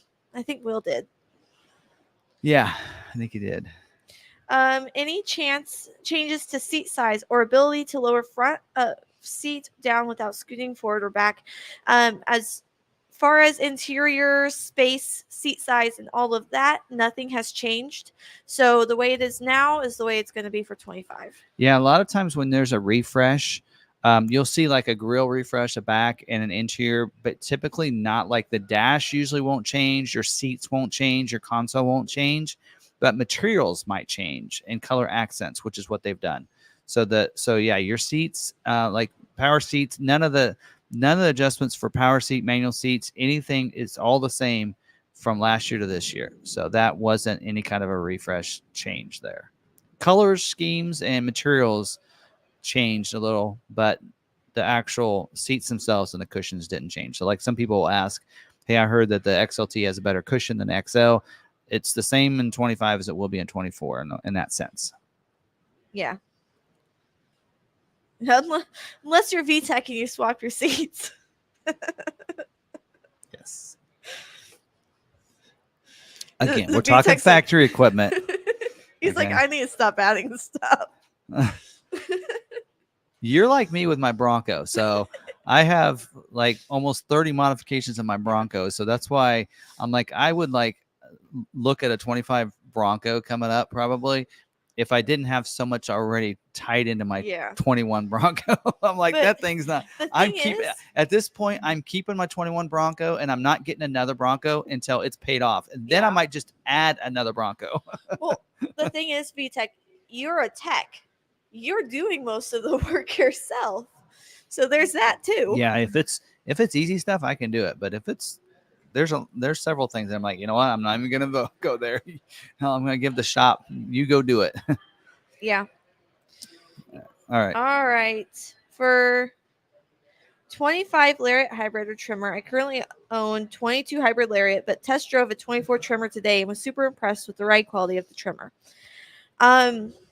Yeah. If you have, That's more of a statement, but yeah, the trimmers are not a bad, it's a pretty good vehicle, and some people it's about the fuel economy more than it is anything. But man, that trimmer, and really, you don't have to go trimmer. You can go FX4, on like XLT FX. Well, now you got to do an XLT, you can't do an Lariat, which is a little disappointment. But so VTech said he would come down and help you with mods if you find them customers.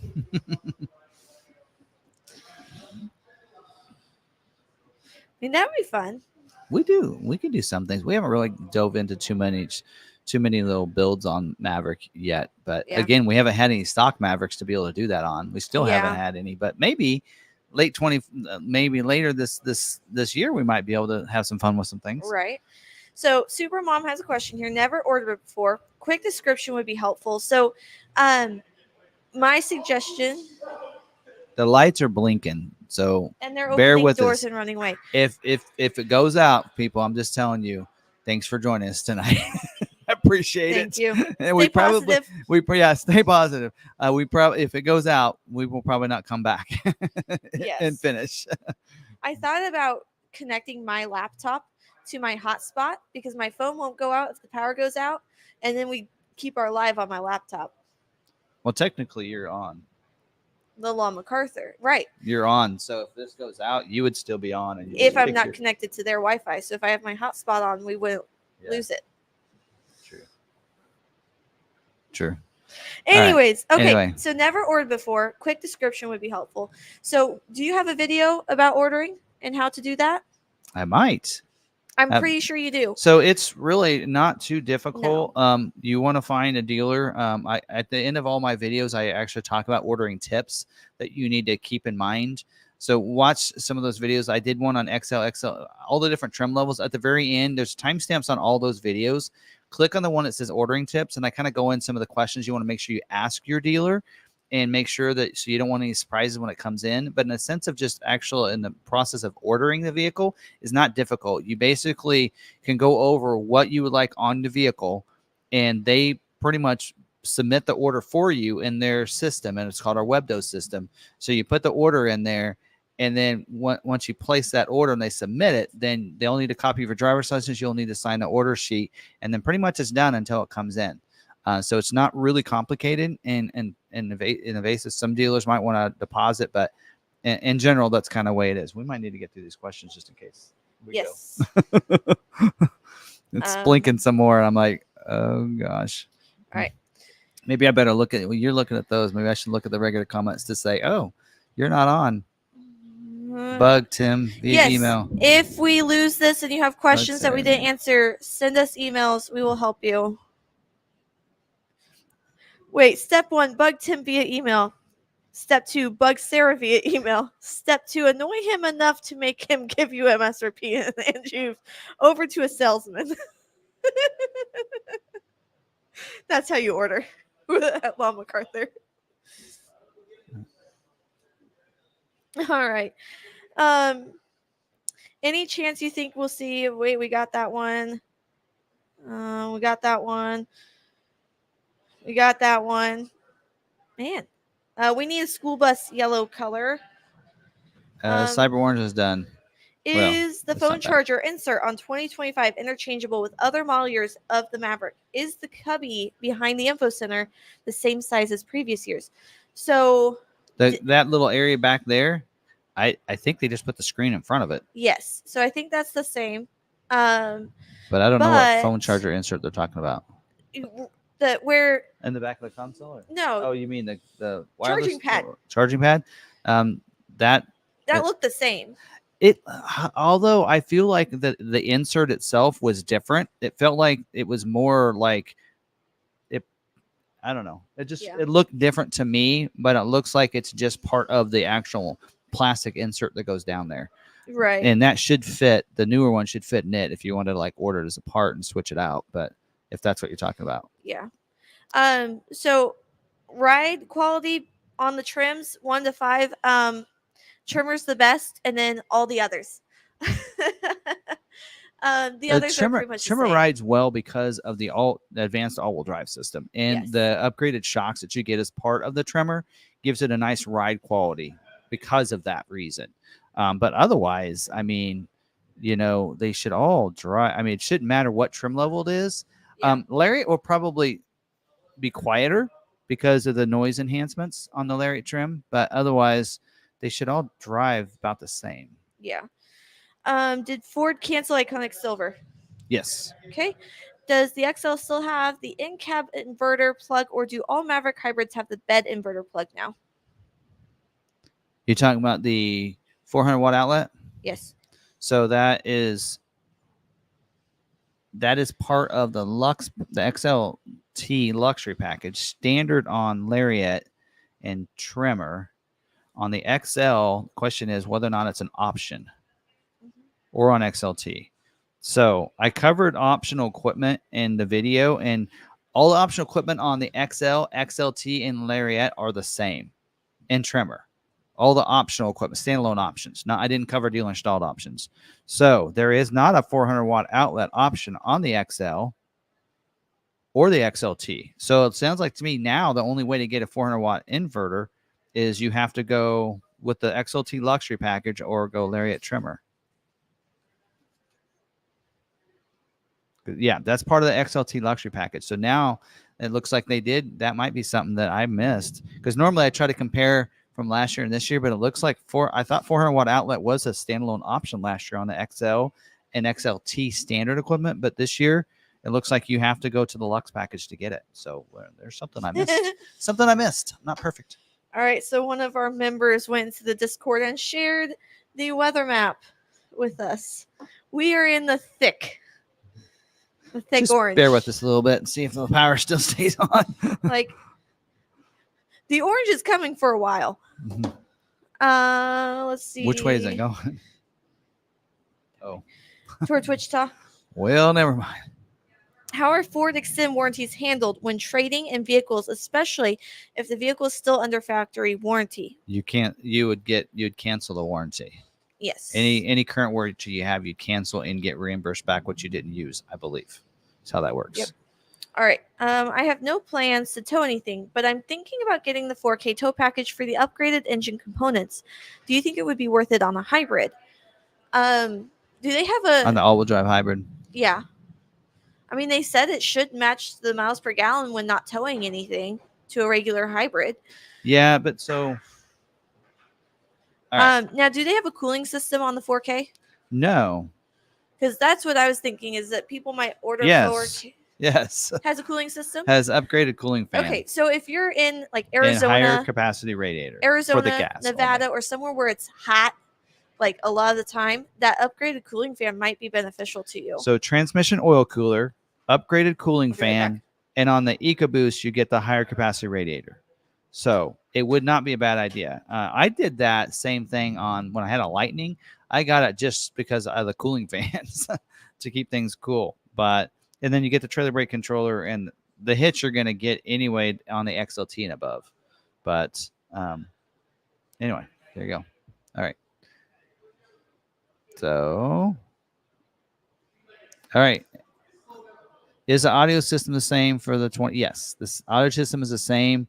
Whether you go, depends on how you want to go. B&O audio sound system is the same as it is on the Lariat, and then yes, the audio system is the same. Again, most of the stuff, like in a way of equipment, is continued the same, but in a sense like that. So a lot of the, like I said, most of the refreshes on dash, some of that stuff, and all that. But there is one in here that she didn't highlight.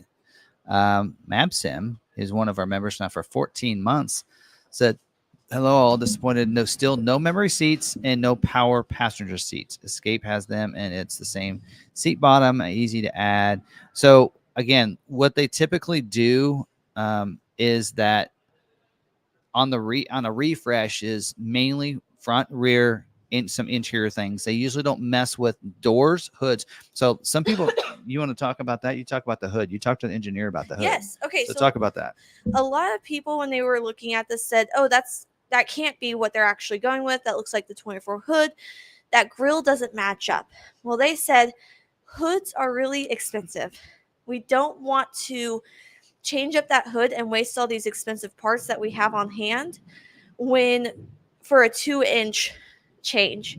So instead, they made the grill, they added an indent in the middle of the grill to match that line. So then it does look like it's a nice, you can see it there.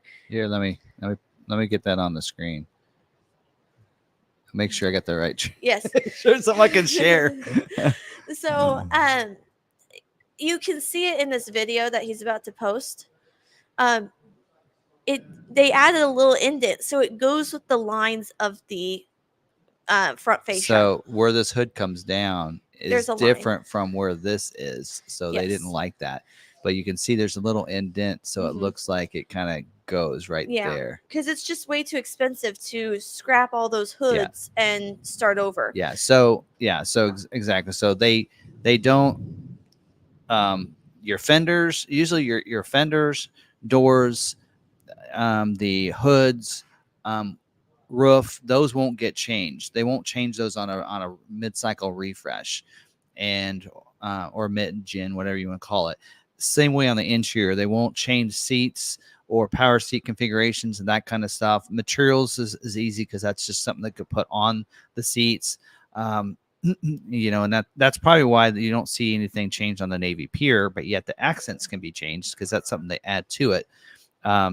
So that might be one thing. Well, I take that back because even the interior design on the Lariat is a different color. So that is true. But anyway, so a lot of that thing, you might see some color trim changes, but a lot of the otherwise, like if you look at the dash, I guess some of that. Tied in with that, someone said, that front fascia, the openings, do they seem dangerously large, taking in road debris or rocks that hit the radiator on like the trimmer? Oh, like some of the openings, like on the trimmer. So, okay, let's pull that. We have a trimmer. Do I have a trimmer? I believe you do. This isn't calming down anytime soon. All right, so let's show this. So there's the grill and the trimmer. You want to take that out? Yeah.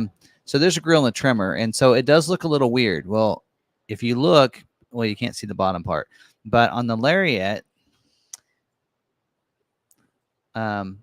trim, this here is actually on the bumper.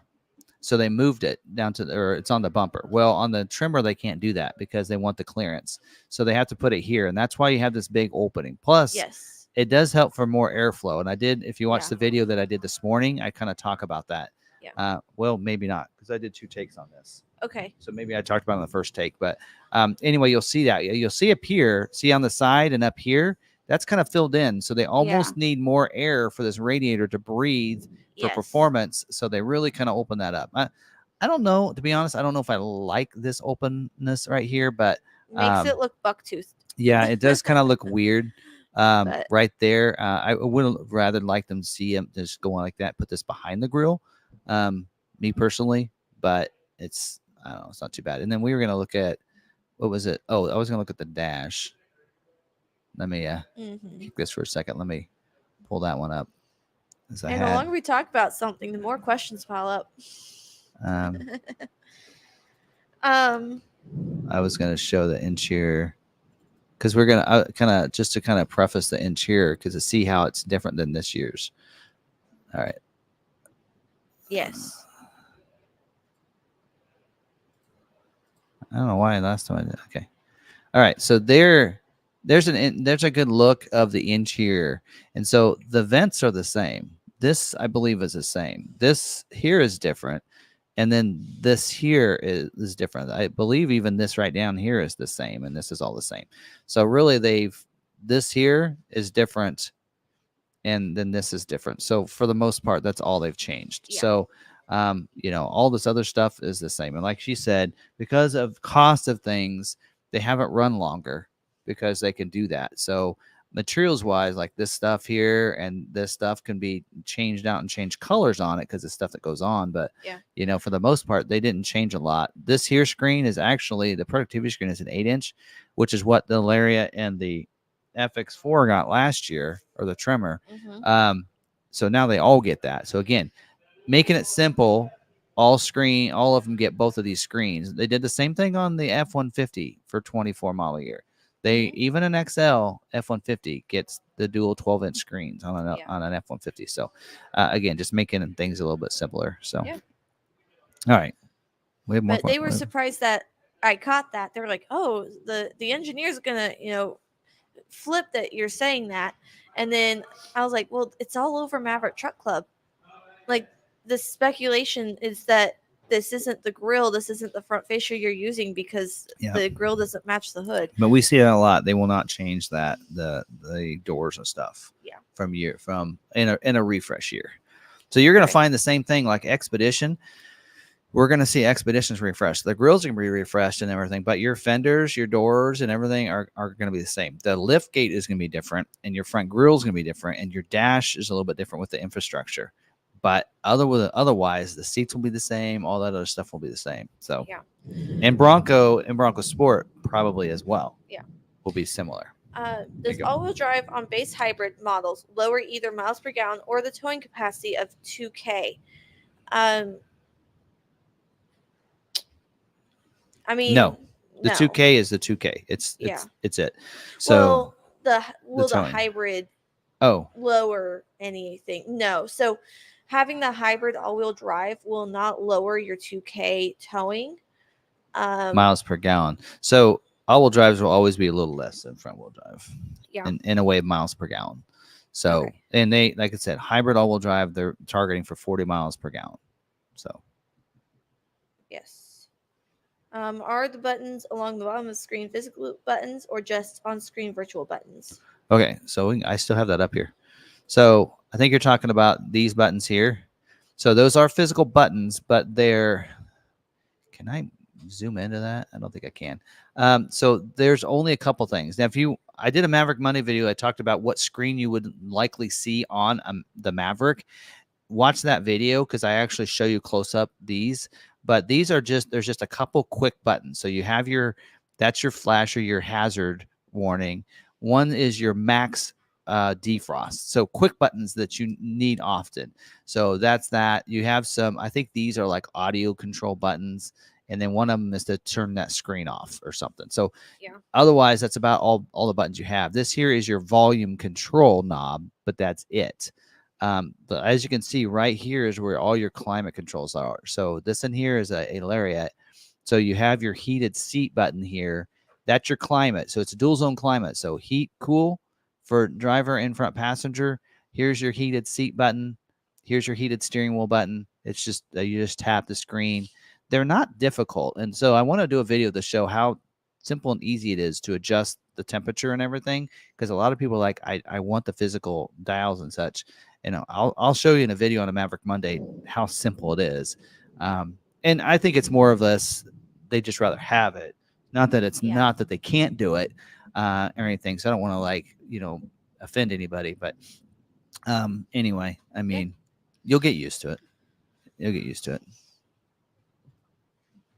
Did I hear earlier that the tires on the trimmer are the only change that increase the ride height? Technically, the bumper is different. So your front approach angle would probably be better as well. But the suspension itself isn't been changed. Have the tires been changed? Tires are different, yes. Right. And the tires are the big. They did not have that bigger tire last year. I think. Right. I think the Wild Peak was maybe a 29-inch, and this is like a 31. So you'll have a slight difference in ride height due to those tires. Because the order guide. You actually say that in one of your videos. I remember that. Yes, one of the videos I mentioned increased ride height for this year. I did have to record the trimmer video twice because we didn't know it was going to be its own trim until later. And I'm like, no, wait a minute. Is it a package or it's its own trim? And then they told us it's its own trim. So I had to re-record the video. So at one point I probably said it and the other one I didn't. But it does say in here that off-road tune suspension, unique front and rear springs, ride height increase. Now it doesn't say anything about that by the tires. So it looks like the springs might have been updated. Unique front and rear shocks, trimmer logo on the rear. So it actually in the order guide does say ride height increase when it talks about the springs.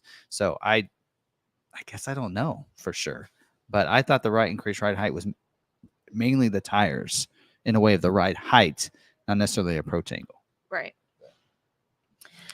Yeah. But I remember you doing that, and I was like, "Hey, no, the trimmer's its own trim." And you're like, "I don't know. Let's ask." Yeah. All right. All right. It's interesting that Maverick is adding ambient lighting while Escape is taking it away. I don't think they added it. They just continued it. Because if I remember last year, that was already included in the Lariat last year. Yeah. But you're right. They did take it away, but they didn't. And again, here's the thing: these teams do not interact with each other whatsoever.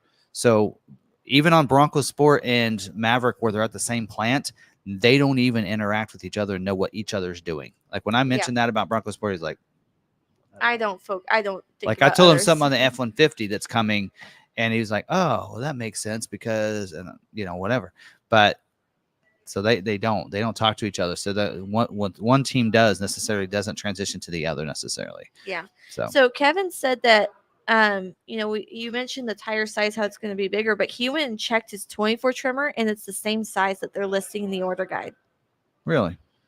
It is a different tire tread and everything. Huh. Because I thought they made it sound like that was the biggest one. Maybe that was the same size last year. So maybe the increased ride is the shocks then, or the springs.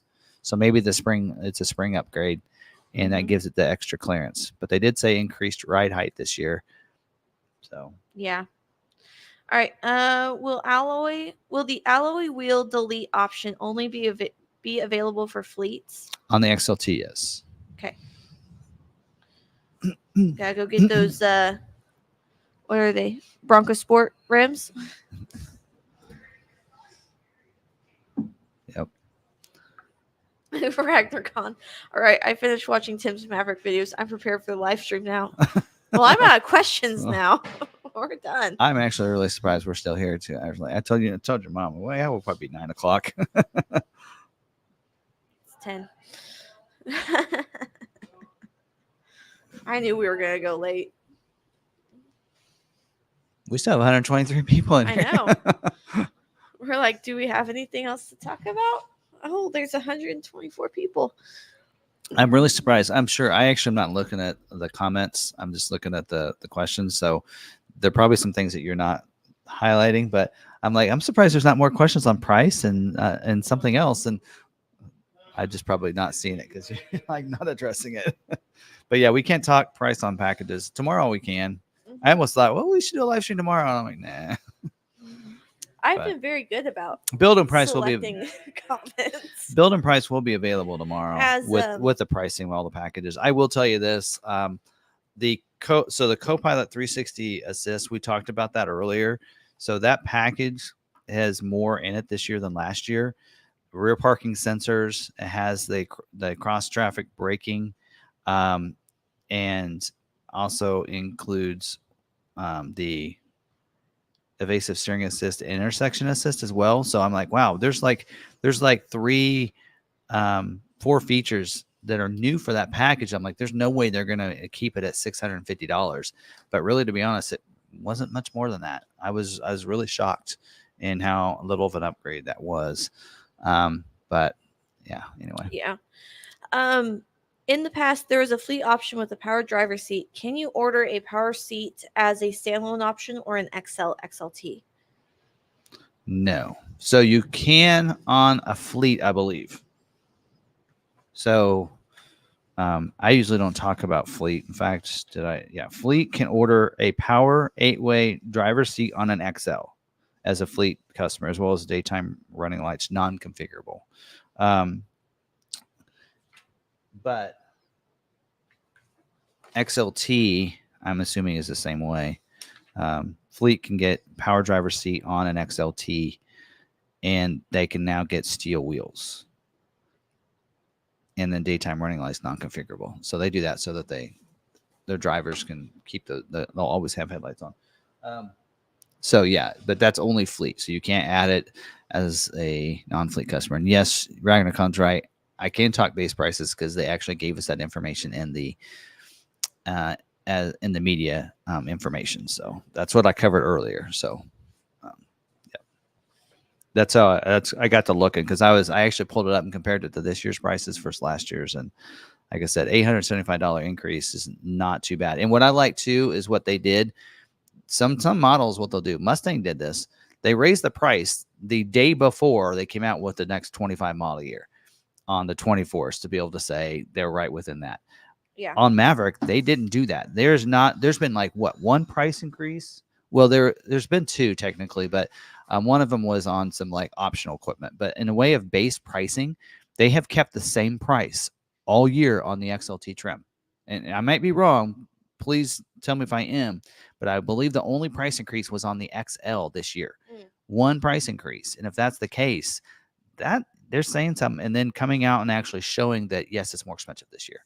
But also, they're also like on Escape, they were able to show it's less, but they didn't add content. Yeah. They really added a lot of content to the Maverick. So anyway, yeah. I'm impressed. I thought they did a pretty good job. Were you talking about the base price? Yeah, I was just saying that. Yeah, we can talk about base prices. Minimum order size for fleet orders. Oh, I didn't answer the question though. I didn't see the second part of that question. So, curious if Tremor made it to under 40. So, and I know I can't say anything. All right, Tremor is $39,795 before destination. So, like my Tremor, it didn't have a moonroof. Or did it have a moonroof? I don't know. Mine was like 40,000 last year when I got mine. So it is going to be with destination over 40. So it's $39,795 before destination is the price. But when you look at Tremor, and that's the thing about when you look at the optional equipment on Tremor and on Lariat as well. I mean, take a look at the optional equipment. There is, in my opinion, there's nothing to add. So so it's all bed accessories: bed extender, bed mat, spray liner delete. So they added that in case they have any spray liner issues, but I wasn't supposed to talk about that, so I didn't on those videos. The engine block heater, front license plate bracket, power moonroof. Power moonroof is an option. Splash guards, don't do it. And then tonneau covers. So my opinion, really, a trimmer is loaded up. The only thing really you could add is, do you want a moonroof or not? And that's it. Yeah. And there's dealer installed options. So I did not cover dealer installed options, but keyless entry keypad is a dealer installed option again for this year. But anyway, so yeah, and then Lariat I think is the same way. When you look at the Lariat trim, I believe it's the same way where like moonroof is like the only option. So there's not, other than the, like I said, other than those bed accessories. So Yeah. oh, you can add black, I guess, black appearance package and 4K tow package, and then other than that, it's bed accessories and a moonroof. Right. Protective film, they have that on that, but not trimmer. Don't do it. Don't do it. We're gonna be having to go over this again. I feel like I feel like I feel like a rerun is coming in, or what do they call that? Yeah. Just put it on repeat for this year on some of this stuff. But I tried to really put that through on the videos that went live today, and I had those go live today because for one, I was able to have the order guide ahead of time, which I was very thankful that that I was able to go to that. So I had it, because a lot of dealers don't have it still yet. Well, they do now because it's on there. But I know someone was like, "Hey, he wants to order. Do we have order guide or this?" And they're like, "No." I was like, "It's on Maverick Truck Club. Tell the customer to go there." yeah, because They're like, "Thanks."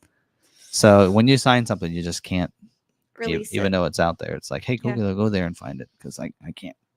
All right. There have been some ignored questions tonight. Yes, That's the reason. there are some people that I haven't answered. So if you've asked about a certain thing, you probably out there on the order guide and everything. Again, I've signed something, and just watch your channel in the morning. That's all I can say. Yeah. I'll have the detailed video like I do on these trims. That's all I can say. Just Right. watch the video. Watch the channel tomorrow.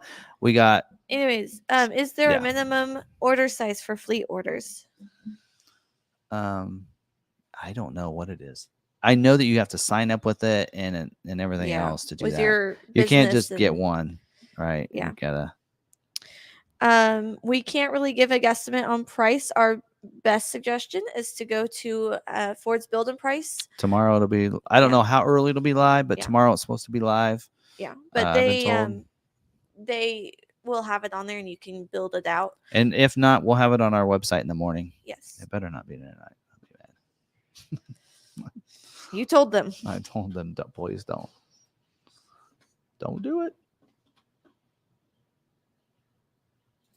Is 3 enough? I don't know. We would have to talk to probably our you fleet have to specialist. go to Ford.com and go to Pro and find out what the requirements are.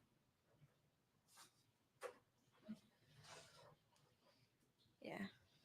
There's more requirements there, so than that. Keyless entry on the door. You mean the keypad? They did Dealer installed option still. dealer installed option still.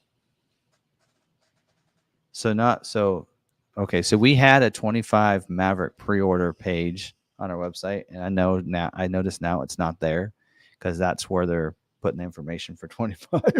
I know it's not there. So I think the page is ready, but I asked them to take it off. So tomorrow morning, if Ford.com doesn't have it ready, check out our website. Like I said, our build and price is, you can't add options and see it change in a picture. It's just whatever they're allowed to have. So I sent them some photos to use. So that's about all we have to go with. But anyway. Yep. We have what we have. Power's out across town. We were lucky. Oof. See, and I'm not. I know all of our finance offices have little generators under their desk. Right. So that way, if the power goes out while they're trying to get a deal completed, they don't lose everything that they've been working on. Mm-hmm. Well, the rain's about let up. Time to go.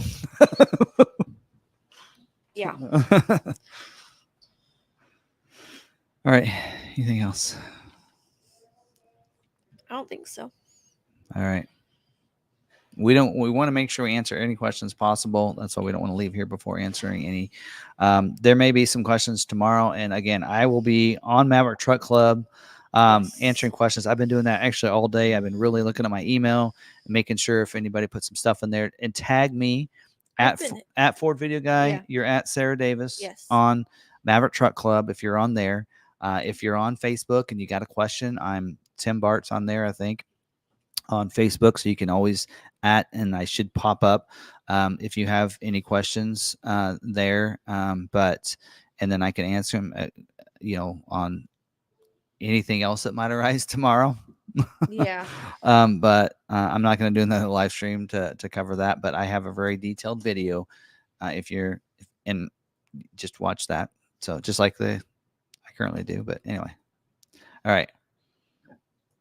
Can I buy 2 of those Maverick bottles?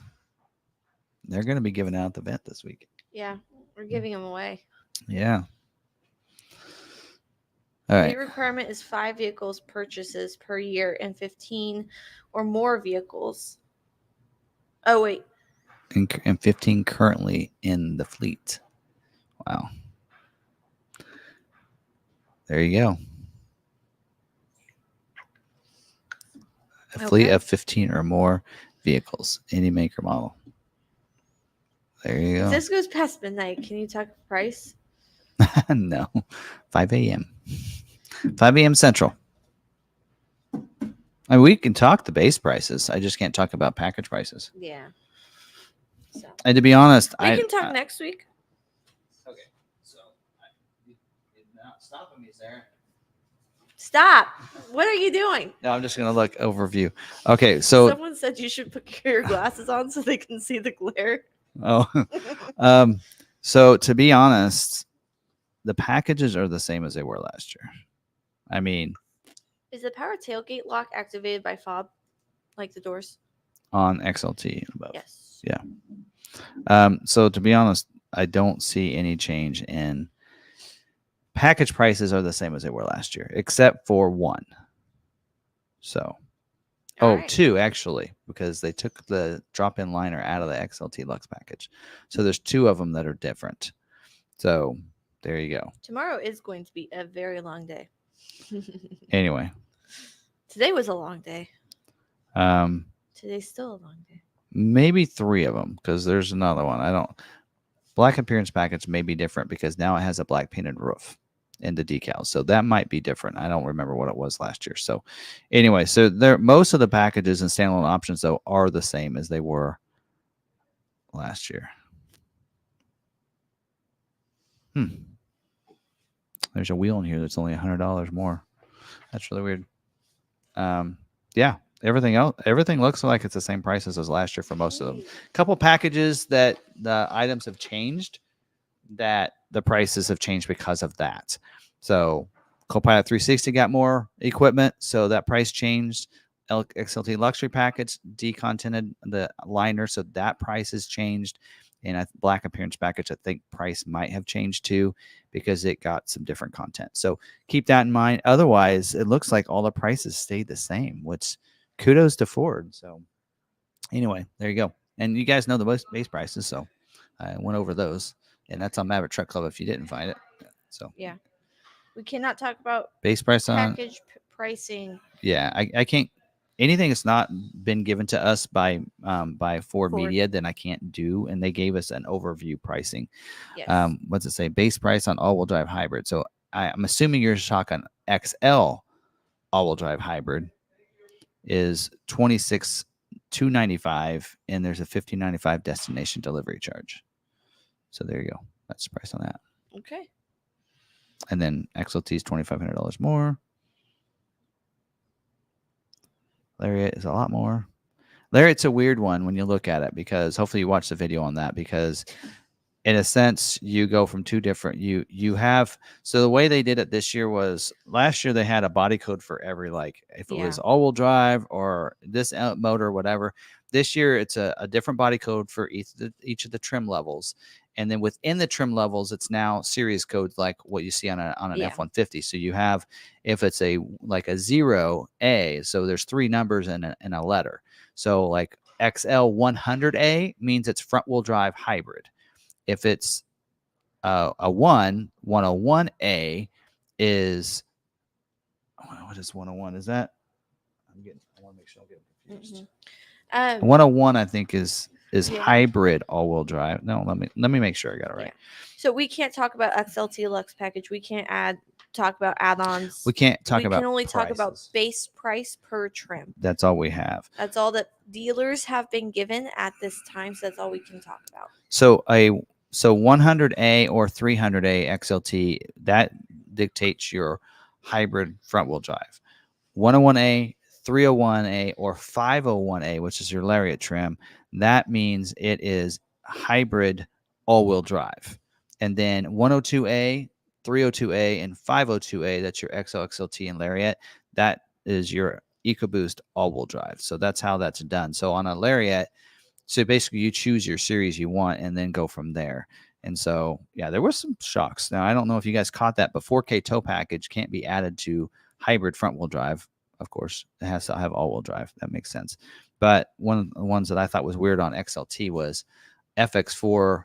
You can only get on, of course, you can only get on all-wheel drive, but you can't get it on the hybrid, which I thought was weird. And you can't get it on Lariat, which I thought was weird too.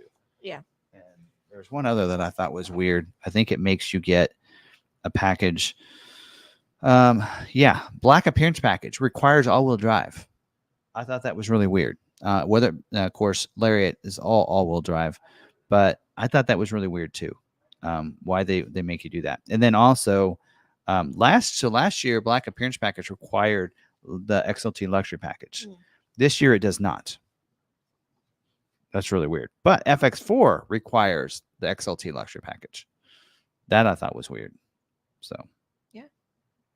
And then 4K co-package does require the Copilot 360 package. Yeah. So that was a couple things, which I really tried to make sure I spelled that out in the videos that I did. So if you are interested in ordering a certain trim level, please watch those videos. I think it will help you out. And even if you want to go past the standard equipment and get to the package stuff, knowing what is required for certain packages, because you might go in a dealer like, well, the dealer told me I have to have this or this. And I know those questions are going to pop up on Maverick Truck Club and everywhere else. Hey, I want this. I'm like, you got to get this and this. So there'll be a lot of answering questions for a while on that and helping people out. But just keep tagging me if you see something you don't know the answer.